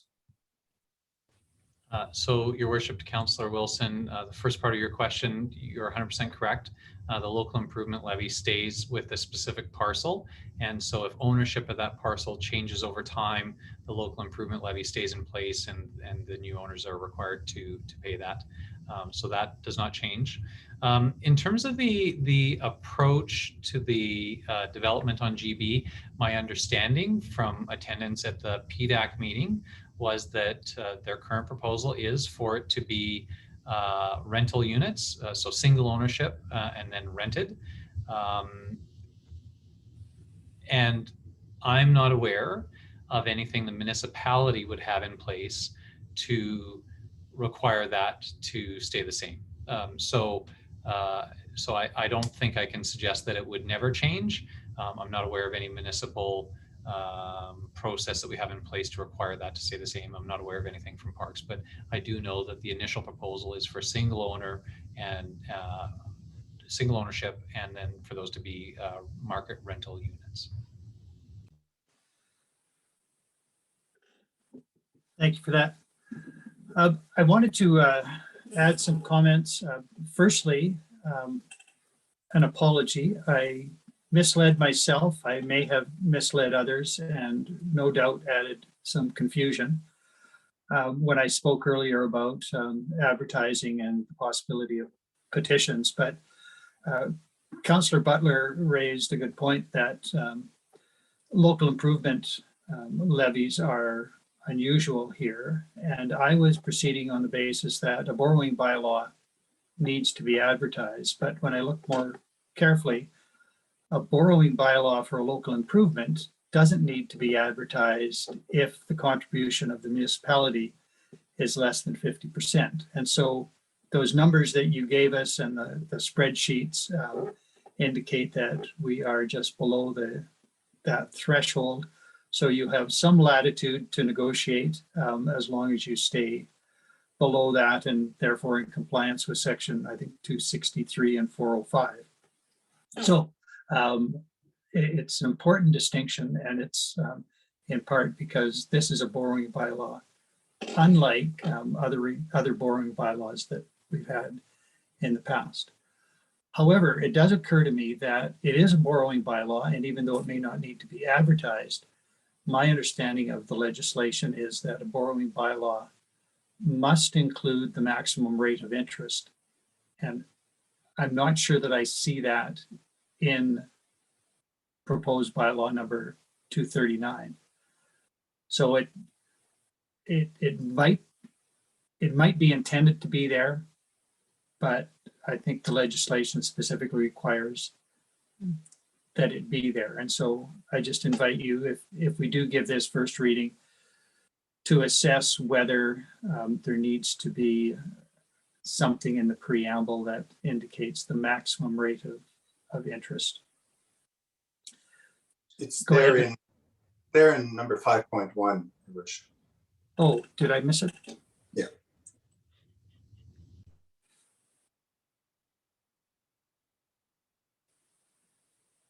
Oh, okay, thank you. So it is there. Well done. Again, our competent staff working to their capacity. I appreciate that.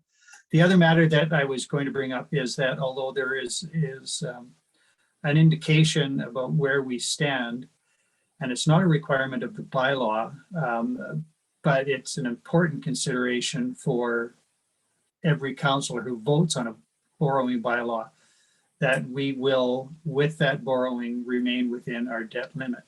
And so can you confirm that with this borrowing, we would still be within our debt limit? Your worship, Ms. Melanchuk was prepared for that question and knew that it would be top of mind for council. She's prepared that information for me to be able to share. And so so currently at the end of 2020, the municipality had used 23.67% of its total debt limit, and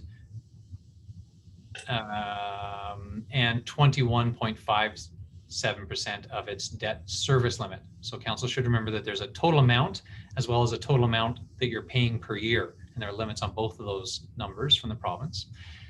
If council went forward with the recommendation here of the $7.15 million borrowing at 30 years, that would take the municipality's utilization of total debt to 48.49% of our debt capacity, and it would take us to 29.21% of our debt servicing capacity. So certainly well within provincially mandated limits, but still a significant increase. And so that, council does need to be aware of that. Our provincially mandated total debt limit is $27 million. Right now, our total debt is approximately $6.5 million. With the addition of this project, our debt limit would be that same $27 million, and our total debt would be approximately $13.4 million. So it is not an insignificant decision, but it does not take us over utilizing 50%. We're still under 50% utilization of our provincially mandated debt limit, which I think it is also council should know, and the community should know, that the municipality is always paying off principal over time. And so our utilization of debt goes down over time because we are paying off principal. I mean, we're paying off mortgages on different things that we've taken over time. And our debt limit can grow over time as the municipal tax base and municipal revenue potential grows over time. So both our debt servicing capacity and our total debt limit do grow over time. They're not fixed numbers. It wouldn't stay at $27 million for the next 30 years or $4.6 million in annual debt servicing limit. That would grow over time, along with, as a reflection of the municipal fiscal capacity. And as it grows over time, those debt limits would grow over time. So I hope that answers the question. I know I added some extra things in there, but we would still be under 50% of our total debt capacity and under 30% of our debt servicing capacity. Thank you very much for that. Councillor Keller-Hrampe.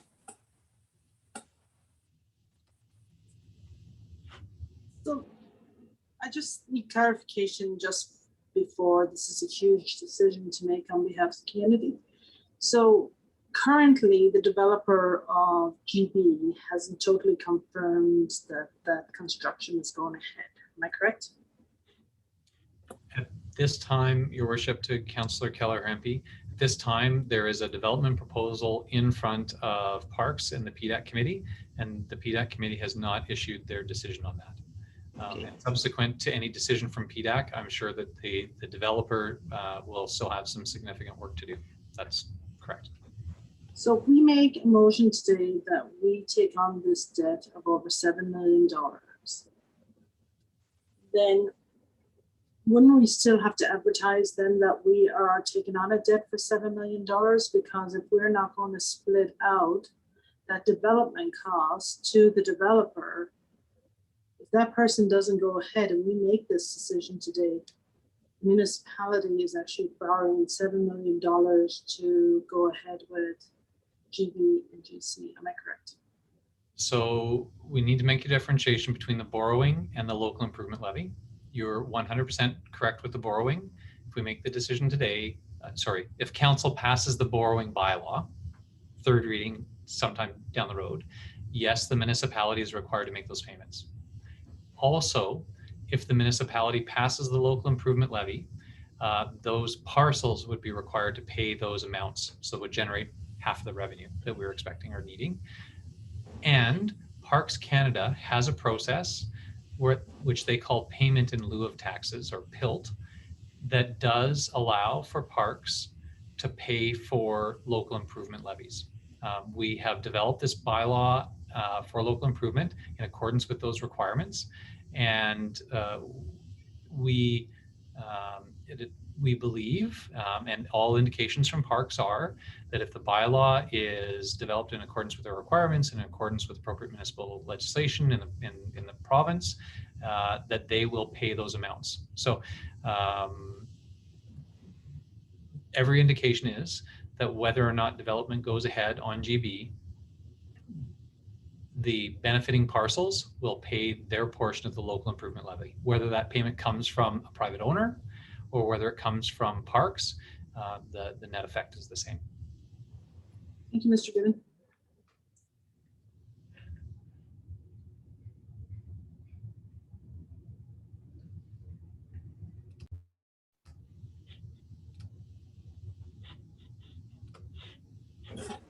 Sorry, my apologies. I got frozen out and had to reconnect. So, Mr. Given, you are in the process of responding to Councillor Keller-Harampe. I presume that you have concluded that. I see Councillor Butler's hand is up, and Councillor Demota and Councillor Journeau. I will go in that order. Thank you. Who owns parcel GA? So my understanding, Councillor Butler, is that at this time, Parks has not given a lease for GA. It is still under, if I can use the term loosely, Parks ownership. All three parcels are currently under Parks ownership. Parks is contemplating releasing GB to a private owner. And as Council is well aware, Parks has given approval that they will, when necessary, release GC to the JCHC for development when we're ready to do so. There are no similar proposals to my knowledge for GA.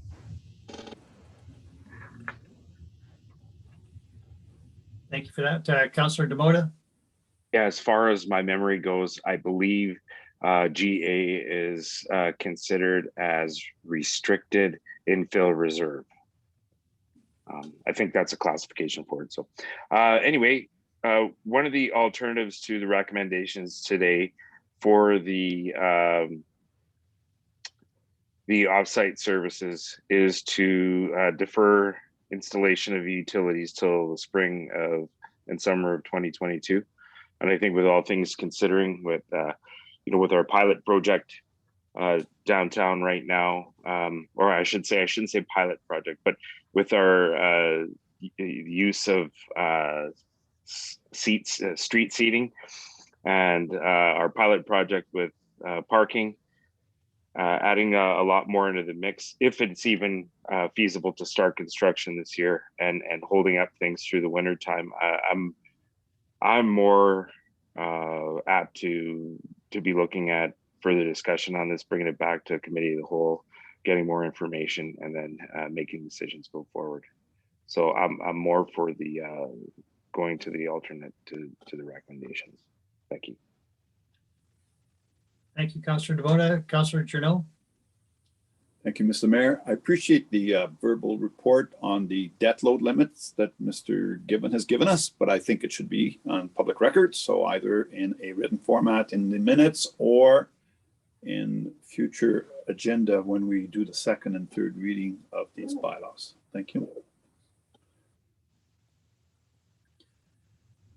If I may, because I was frozen out there momentarily, and Mr. Given, you may have answered in response to Councillor Keller-Harampe, but to the extent that Parks Canada is the owner, is there a difference between our ability to collect a local improvement levy from another government than there is to collect taxes? So we get payments in lieu of taxes because we cannot tax another order of government. Can we necessarily collect a local improvement levy regardless of the fact that it is federal crown property? Your worship, the answer to that is yes. Explicitly, Parks does lay out under their payment in lieu of taxes program that local improvement levies or local improvement taxes are a class that they will accept under their payment in lieu of taxes program. Thank you for that, and I apologize if you'd already answered that question. All right, where to from here? We have looked at the construction issue. We've discussed the two bylaws in terms of funding. The recommendation initially was to start with the more general question, that is approval or not of the changes in scope and approval of the new budget amount, and then proceed with the bylaws if and only if necessary. If that is the way council wishes to proceed, the next question is, do we proceed with that question on this occasion, or is there a desire to defer, recognizing, as Mr. Given said earlier, that our window for construction narrows quickly and there is some incentive to have services in the ground by next year, by spring of next year. Councillor Wilson. Not usually one to drag my feet, but I would be in support of deferring until PDAC has responded back to the proponent of GB. Then we know the urgency of the situation, and honestly, I think there's supposed to be 14-day turnaround, if that, after a PDAC meeting, and I think this was about a week ago already. Am I correct, Mr. Given?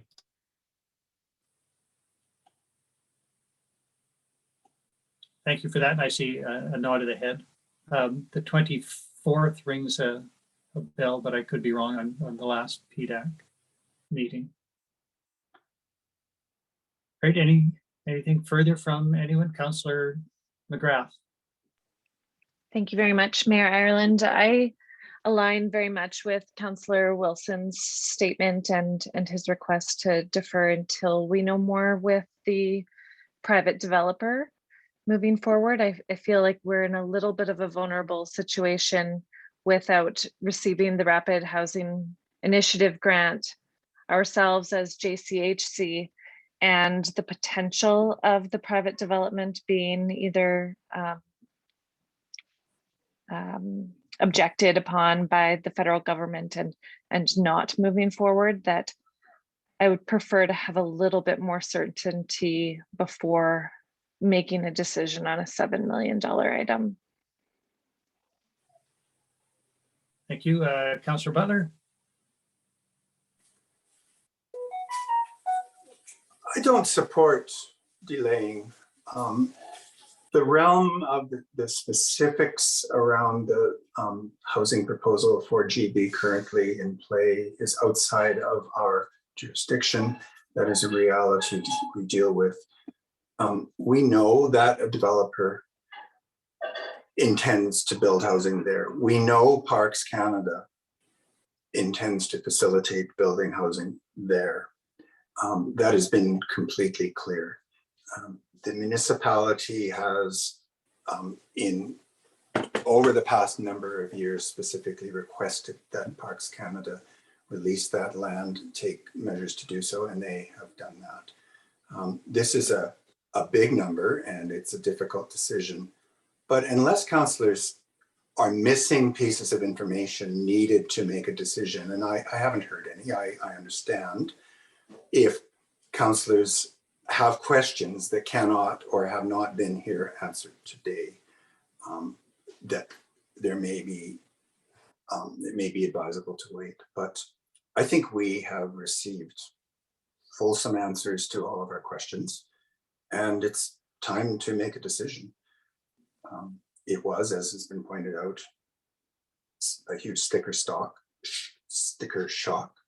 But I think we have to ask ourselves the question, if back in March or April, we knew the numbers are as they now are, would we have elected not to go ahead?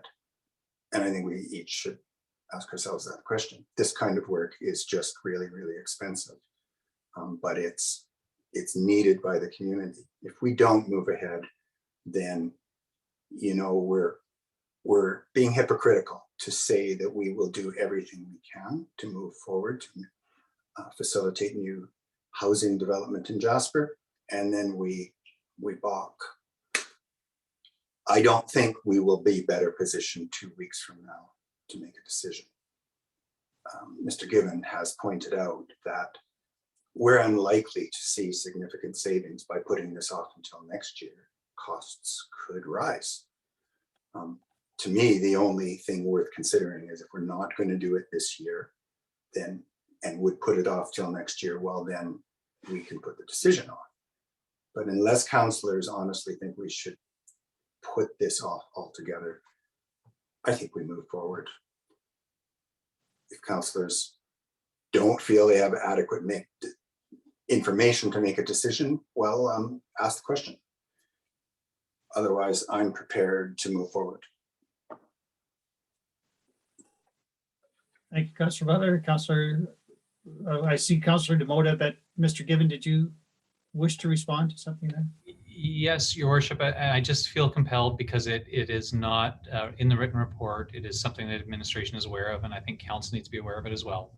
And it is a challenging position for council, certainly, but there are the project proponent, GS Construction, this is a very large dedication of their resources, and they are at a stage where they are deferring other work that they could undertake until Jasper makes a decision. So council needs to know that they may not be able to hold this price for us for a long time, and I am not trying to create a sense of urgency, but council was not aware of that. The proposal that they have is essentially 2, if not, I believe 3 crews that could be doing work in other places.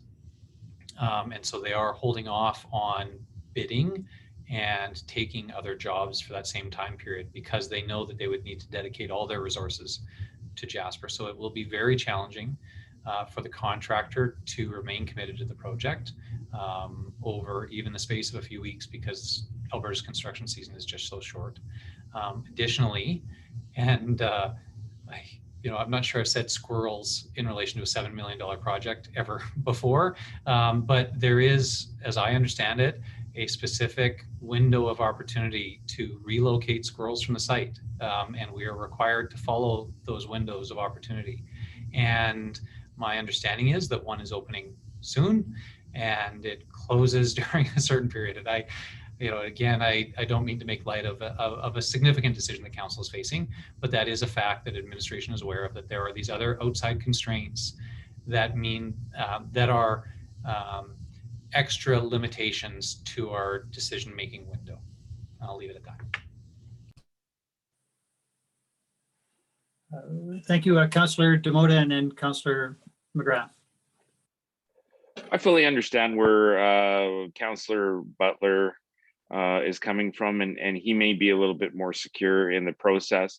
Not only based on the sticker shock of the change, this is a considerable amount of money to be considered when we're looking at the community as a whole and all stakeholders.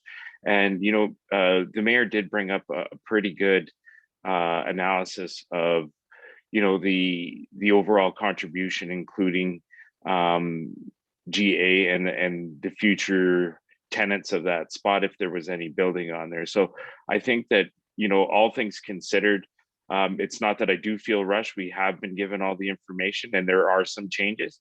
To me, there was a little change, actually a drastic one when it came to us not being able to go forward without GA being included. And I know that's been answered, but at the same time, when those things almost seemed like it was impossible at the time, with a little bit more thought and pressure, we were able to adjust. So I'm thinking that we still have time, and Councillor Wilson and Councillor McGrath made a good point about PDAC and kind of the horse and cart scenario. And to move forward, I think that we might be a little bit more vulnerable. So I appreciate that angle on it, and I'm apprehensive on moving forward today on first reading. Thank you.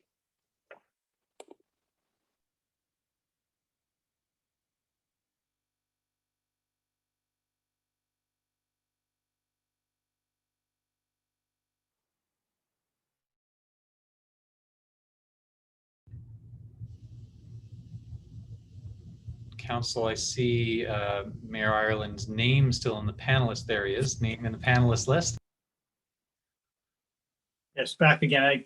I got kicked out, but I'm back. I think that Councillor McGrath was next, and then I saw both Councillor Wilson and Councillor Butler with their hands up again. Thank you, Mayor Ireland. I'm apprehensive is a good word for me to use, and I'm uncertain at this point in time exactly how to move forward, but I don't want to be in the way of creating housing opportunities to be developed in our community, as stated many times and for previous months and years. It is our #1 priority in our community to build housing. Is there any solution that administration has thought of how we could, say, move forward with the ground squirrels and move forward in a direction, but at the same time be awaiting notification from PDAC or from the private developers to know if in fact this land will be developed? And that's my apprehension. And without certainty that private development will be happening on that parcel alongside the JCHC, we have great aspirations to build affordable housing in our community. But as I look at the 48.49% total debt capacity already with this project, I'm concerned at what capacity we're going to have left to build that housing if we don't have a substantial federal grant come forward. So I imagined ourselves getting to a debt capacity limit that was quite high, but I imagined that being for the actual housing to be built. So I'm a little conflicted, and I don't want to make any decision today that takes away our ability to create this really meaningful housing for our community. But without knowing for certain that that private development will happen, which lies in a jurisdiction outside of ours, I'm conflicted on voting. Thank you for that. I lost track of the order, but Councillor Butler and Councillor Wilson have their hands up. I understand Councillor's reticence to pass a motion with this amount of spending attached. But here's the thing, we won't know 2 weeks from now that there's going to be private development housing on parcel GB. We won't know it 4 weeks from now. We'll know it when there's a shovel in the ground. The proponent has a lot of ducks to get into a row yet. I have no doubt that's just the nature of development of that sort. We're not going to know. The one thing I do know is that there will be no development of any housing on anywhere along Connaught Drive without pipes in the ground. It really is that simple. This is a substantial investment. The borrowing that the municipality is responsible for exceeds $3 million. Again, it's a really big number, but we're spending money like that pretty readily on recreation and other priorities in this community that I think all of us rest would recognize are not as important as housing. This is an investment for the long-term future of the community, and it's got to be done. Unless we think that this project doesn't need to get done, I don't know why we wouldn't just move forward today, and I'm prepared to make the motion around the first 2 bullet points in the recommendation today. And if councillors would like to propose tabling or deferring it, well, then we can do that. But I think there's a fear factor that we all understand blowback from the community, but it's the responsible thing to do. Thank you, Councillor Butler. So I heard there then a motion that council approve the changes in scope for a revised project budget of $7.150 million, and that council approve the award for the RFP to GS Construction in the amount of $5.798 million. So that is the motion. There were a number of hands up in advance. So Councillor Wilson first. I'm sorry, I will return to you, Councillor Butler, to speak to the motion if you want, but then I have Councillor Wilson, Councillor Keller-Hempy, and Councillor Demota. Go ahead, Councillor Butler, if you wish to speak to the motion. I already did, but I was going to read the second bullet point is that council approve and award the contract for Connaught. I believe that is the correct wording. Not you don't award an RFP. I think you award a contract. Thank you. Thank you for that clarification. Go ahead, Councillor Wilson. I was just going to suggest that I'd be willing to vote on this today too. This is first reading. We have a lot of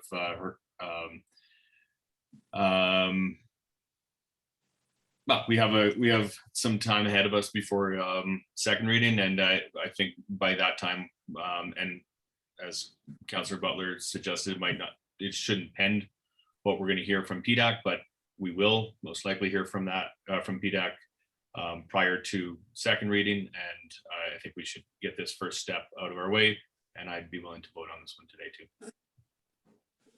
Thank you, Councillor Wilson. For clarity, though, it is not a motion for first reading.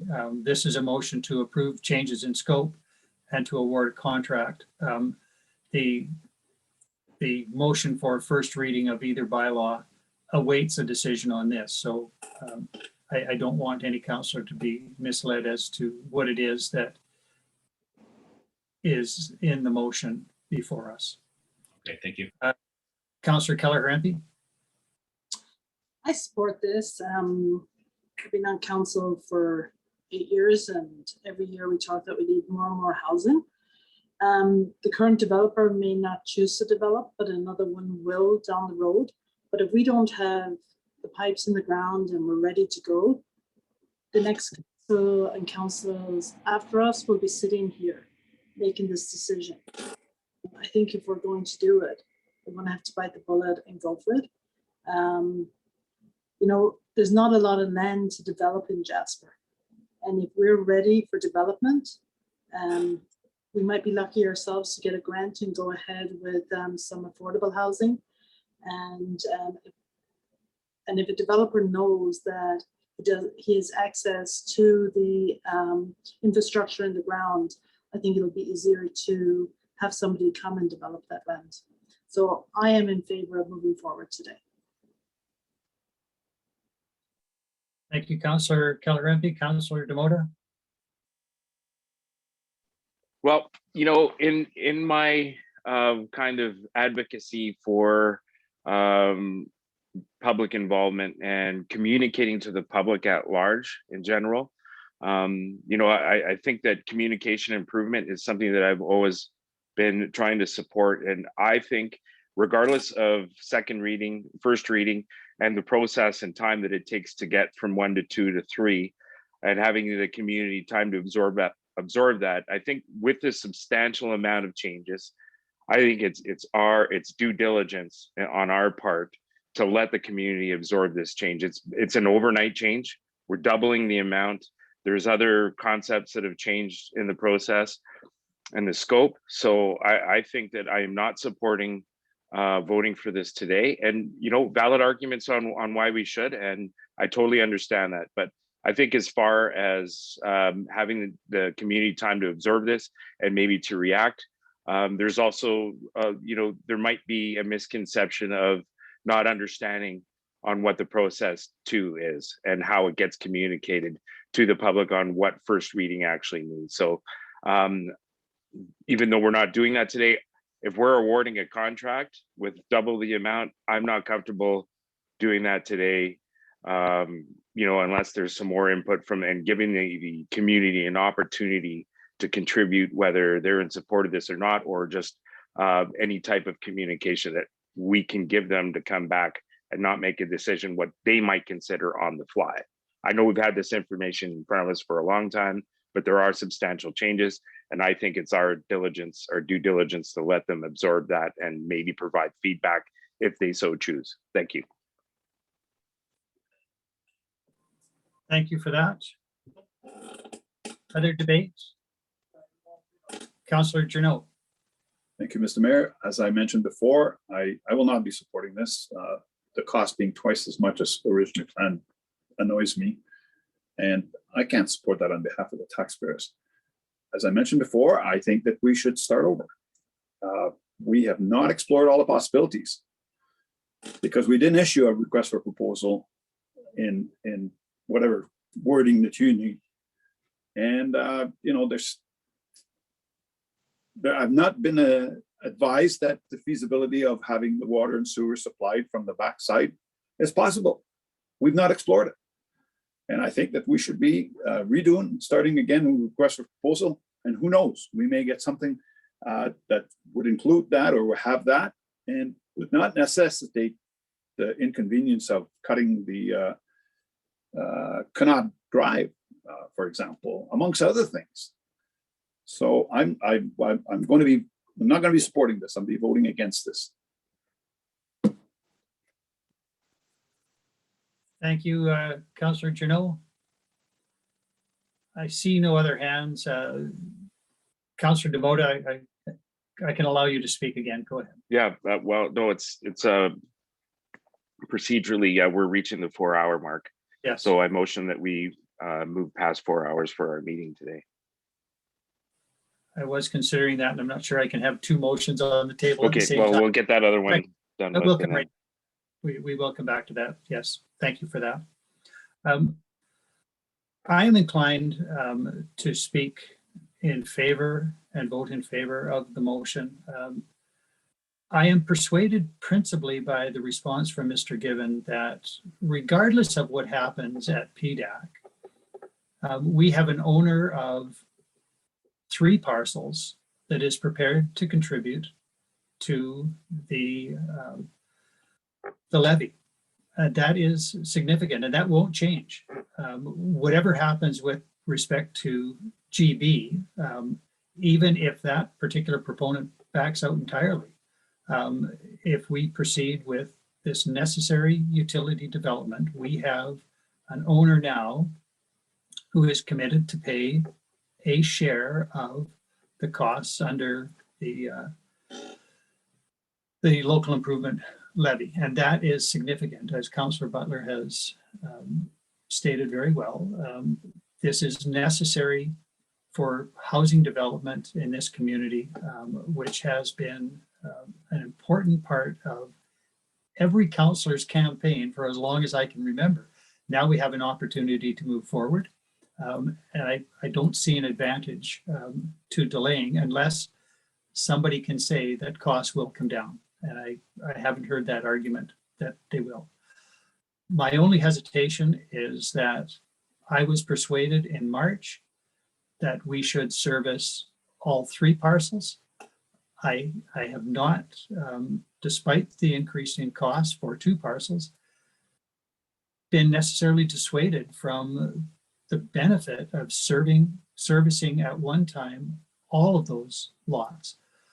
So I will, as I say, support the motion. I'm not sure that there's any way that I can creatively suggest a friendly amendment that would leave open the possibility of still servicing GA, but I'd be prepared to carry on that discussion at our next committee of the whole, because I think we are missing an opportunity in saddling the community with further disruption at another time and leaving another council with work that is undone. And they will have to step up and they will question, well, why didn't those other guys get all of this done when they had the chance?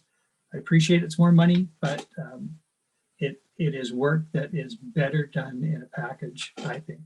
However, that said, I will support the motion. And if Councillor Butler can think of how I might word a friendly amendment to leave open the possibility of including GA, I'd be open to that.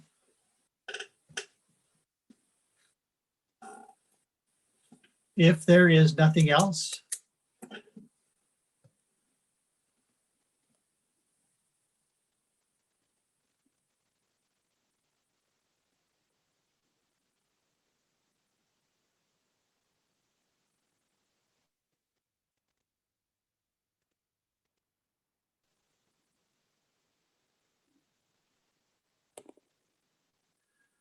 sorry, I am back again. Councillor Butler, did you wish to close debate? Yes, thank you very much, Your Worship. I will first respond to your point. I am struggling with the same concern around parcel GA. It's interesting to live or to be here at a time when another $1.475 million seems like, well, why wouldn't we do that too? And the reason for my question earlier about who owns parcel J is that perhaps we could assume that Parks Canada would assume the annual installments of the tax for that parcel as well, but I'm not sure that we can just now assume that. But like you, I'm willing to consider a future conversation around that. And I suppose that if we were to move quickly, that we could probably add that to scope with little if any penalty, but we'd have to move pretty quickly. And your suggestion that we could talk about it at committee of the whole, I think is a good one. Back to the main motion, I encourage my colleagues to be brave. This is what towns and cities everywhere do. You put pipes in the ground. It is the core of why we're here, and it's a big money. And I respect Councillor Demota's point that the money in front of the community with respect to this project has risen considerably, and we normally would provide time for that. But, you know, there has been no, absolutely no communication to the municipality about this. It is why we're elected. We're elected to put on the big shoes and make the big decisions. So if councillors are not in favor of voting today, I would ask someone to propose that we postpone to a future date. If that is your concern, that you think we need more information from PDAC or anyone else to make a decision, then move to postpone and let's do that otherwise. But to use that as a reason to vote against this motion, I think it is difficult to understand.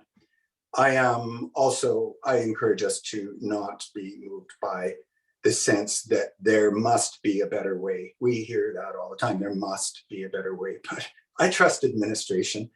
If digging the water and sewer in from the back was an option, I have absolutely every confidence we would have heard it. And I just can't align myself with the suggestion that this is the wrong thing to do, and that somebody just didn't think of some of those obvious solutions. I believe that administration and the engineers that we hired to look at this are fully aware of any and all opportunities to get water and sewer to these sites. So I encourage councillors to be brave and vote in favor of this, and then we can look at the separate but related questions of the first and second readings for the associated bylaws. Thank you. Thank you, Councillor Butler. That closes debates. I will call the question just for clarity. It is the first two bullet points if the recommendation, but with the second bullet point changed to say that council approved the award of contract for Connaught Drive utility installation to GS Construction. All in favor?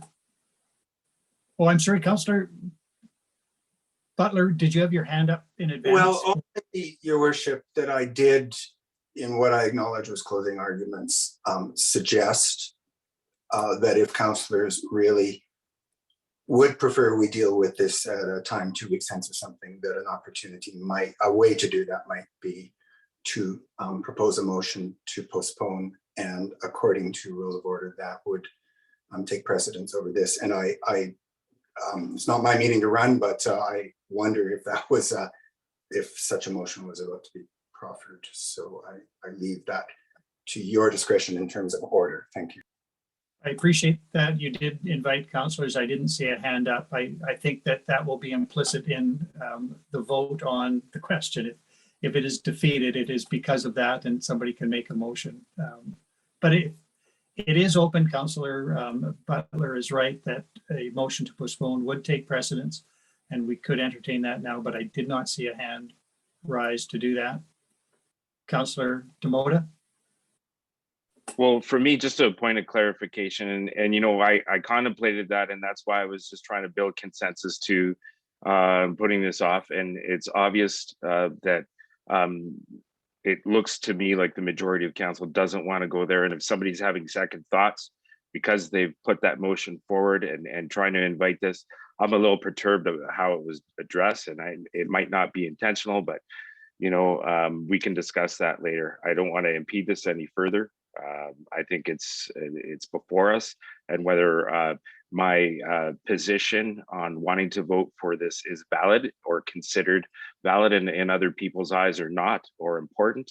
I think that I'm doing the right thing as a councillor in representing the community. And if I vote against it, that's my decision. And I don't want to be made to feel like I'm less of a councillor for doing that. So I'm still, I think my points are valid, and I think other councillors' points are valid, and I'm still voting not in favor. Thank you.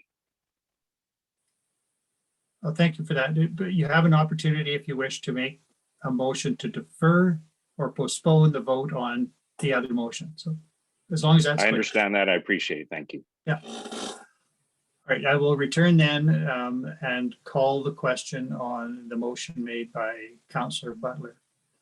All those in favor? Those opposed? There are 2 opposed. That is carried. I want to quickly deal with the point raised by Councillor Demota that we are now over the 4-hour limit. If we could have a motion, and I think Councillor Demota wished to make that motion that we continue beyond 4 hours. That is the motion. All in favor? There are none opposed. Thank you. Just before we turn then to the other questions, first reading of the 2 proposed bylaws, I just did want to make a comment that I raised in earlier questioning on the previous question, staff capacity. And so I invite Mr. Given in particular, I guess, to extend to staff appreciation that I recognize that we are saddling them with a great deal of work on top of an already heavy workload. And so there will be, I think, a challenge to prioritize the demands that council has put on staff, and particularly in legislative services, in accounting administration, and in communication. So accepting that, I do appreciate that proceeding as we have does increase workload at a very difficult time in the organization. So the continued excellence work is much appreciated. We are back to the 2 bylaws that have been presented and discussed. Is there a motion for first reading on bylaw number 239, which is the borrowing bylaw?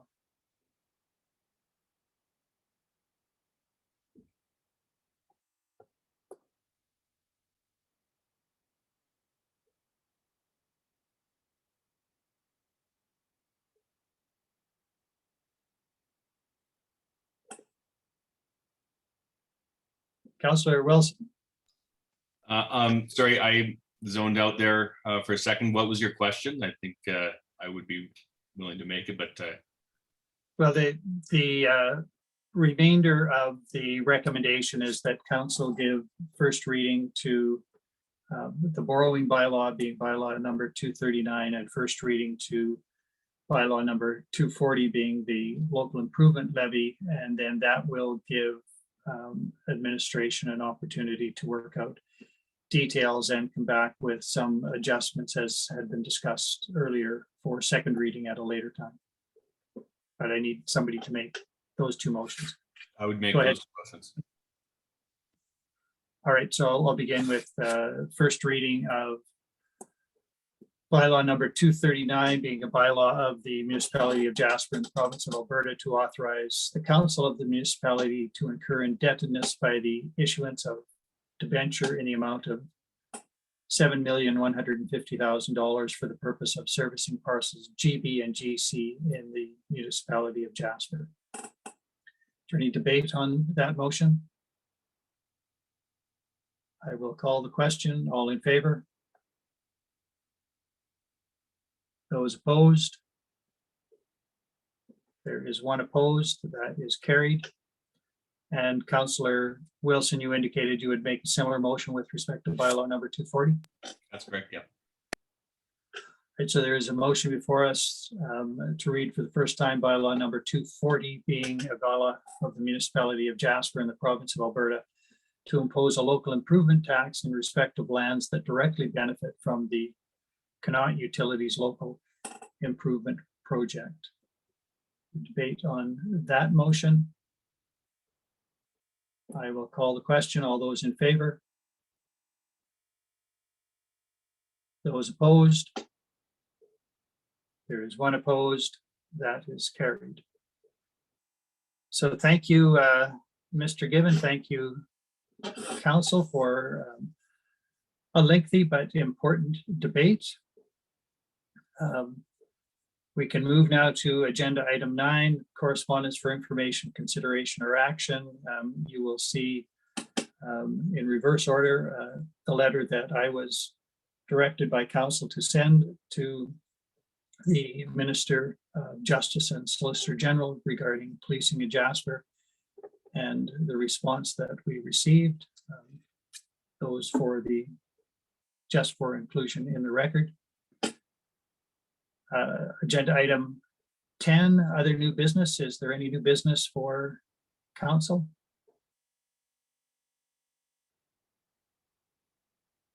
Right. I would just mention, and I will be brief, I know we're over 4 hours already, but I would invite, with the concurrence of Council, administration to perhaps present at the next committee of the whole what our options might be to resuming a more regular format for our meetings now that we have hit stage 3. I appreciate that there may be some technical challenges to going back to meeting in person and keeping it open to the public through this Zoom tool. But I, for one, would be interested in exploring the opportunities and reverting to something approaching the old norm. And if Council agrees, perhaps staff can take a look at that. I see nods. Right, I see no objection to that. I think that it is the will of Council, Mr. Given, that perhaps you have staff take a look at that. It's not the most urgent thing, but it would be nice to get back to the quorum room, actually see everyone in person. If there is no other new business, agenda item 11, Councillor reports. Are there reports from councillors? I see 3 hands up: Councillor Wilson, Councillor Kelleher MP, and Councillor McGrath. We have short notice regional waste West Yellowhead Regional Waste Management meeting tomorrow at 11 o'clock. I unfortunately can't update you on too much just yet, but the following meeting I'll try to provide an update on what was discussed. Thank you. Councillor Keller-Hempy. On June 23rd, 24th, I attended the strat planning for Community Futures with Yellowhead and Grand Cache. And the following day, the annual general meeting. I now no longer hold the posted chair. It's held by Tyler Olson from the MD of Greenview, and I just sit on the board right now. And we did quite a good strat plan for the next 3 years moving forward for Community Futures.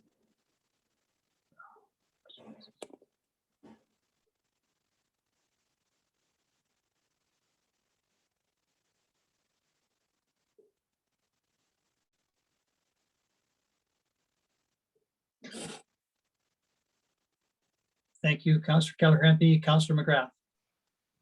Thank you very much, Mayor Ireland. On Friday, I will be attending a Municipal Inclusion Committee meeting, and I will be absent on July 13th, traveling. And just in regards to the new business and recommending coming back to the quorum room, my family and I are out of town for this season, so we will be, I will be requesting to Zoom in for attendance for council meetings as previously done in the past, as I will not be physically in Jasper. Thank you for that. I can report very briefly. I spoke to the graduating class of the Jasper Junior Senior High School last week. A wonderful opportunity and really quite an impressive class of individuals. And as you are aware, I worked with Amanda Stevens and put out a message for Canada Day. If there are no further reports, upcoming events, there's nothing listed. I would just note that NETMA is to begin again July 14th at 5 o'clock, and Kumama is the location this time. Are there any other events that councillors are aware of which should come to the attention of council generally? If not, then we get to agenda item 13, and I would invite a motion to adjourn.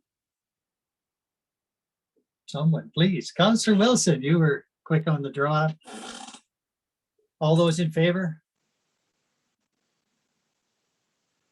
There are none opposed. Thank you all. We are adjourned, and in closing, I thank all of those members of the public who tuned in and watched. And I neglected at the opening of the meeting to thank Councillor McGrath for her recent tenure as Deputy Mayor, but I do that now and welcome Councillor Journeau to the post of Deputy Mayor for July and August. I can see he's excited at the prospect. So thank you all. Enjoy the rest of the day, and we'll see you all next week. Thank you, Thank you very everyone. much. Thanks, Richard.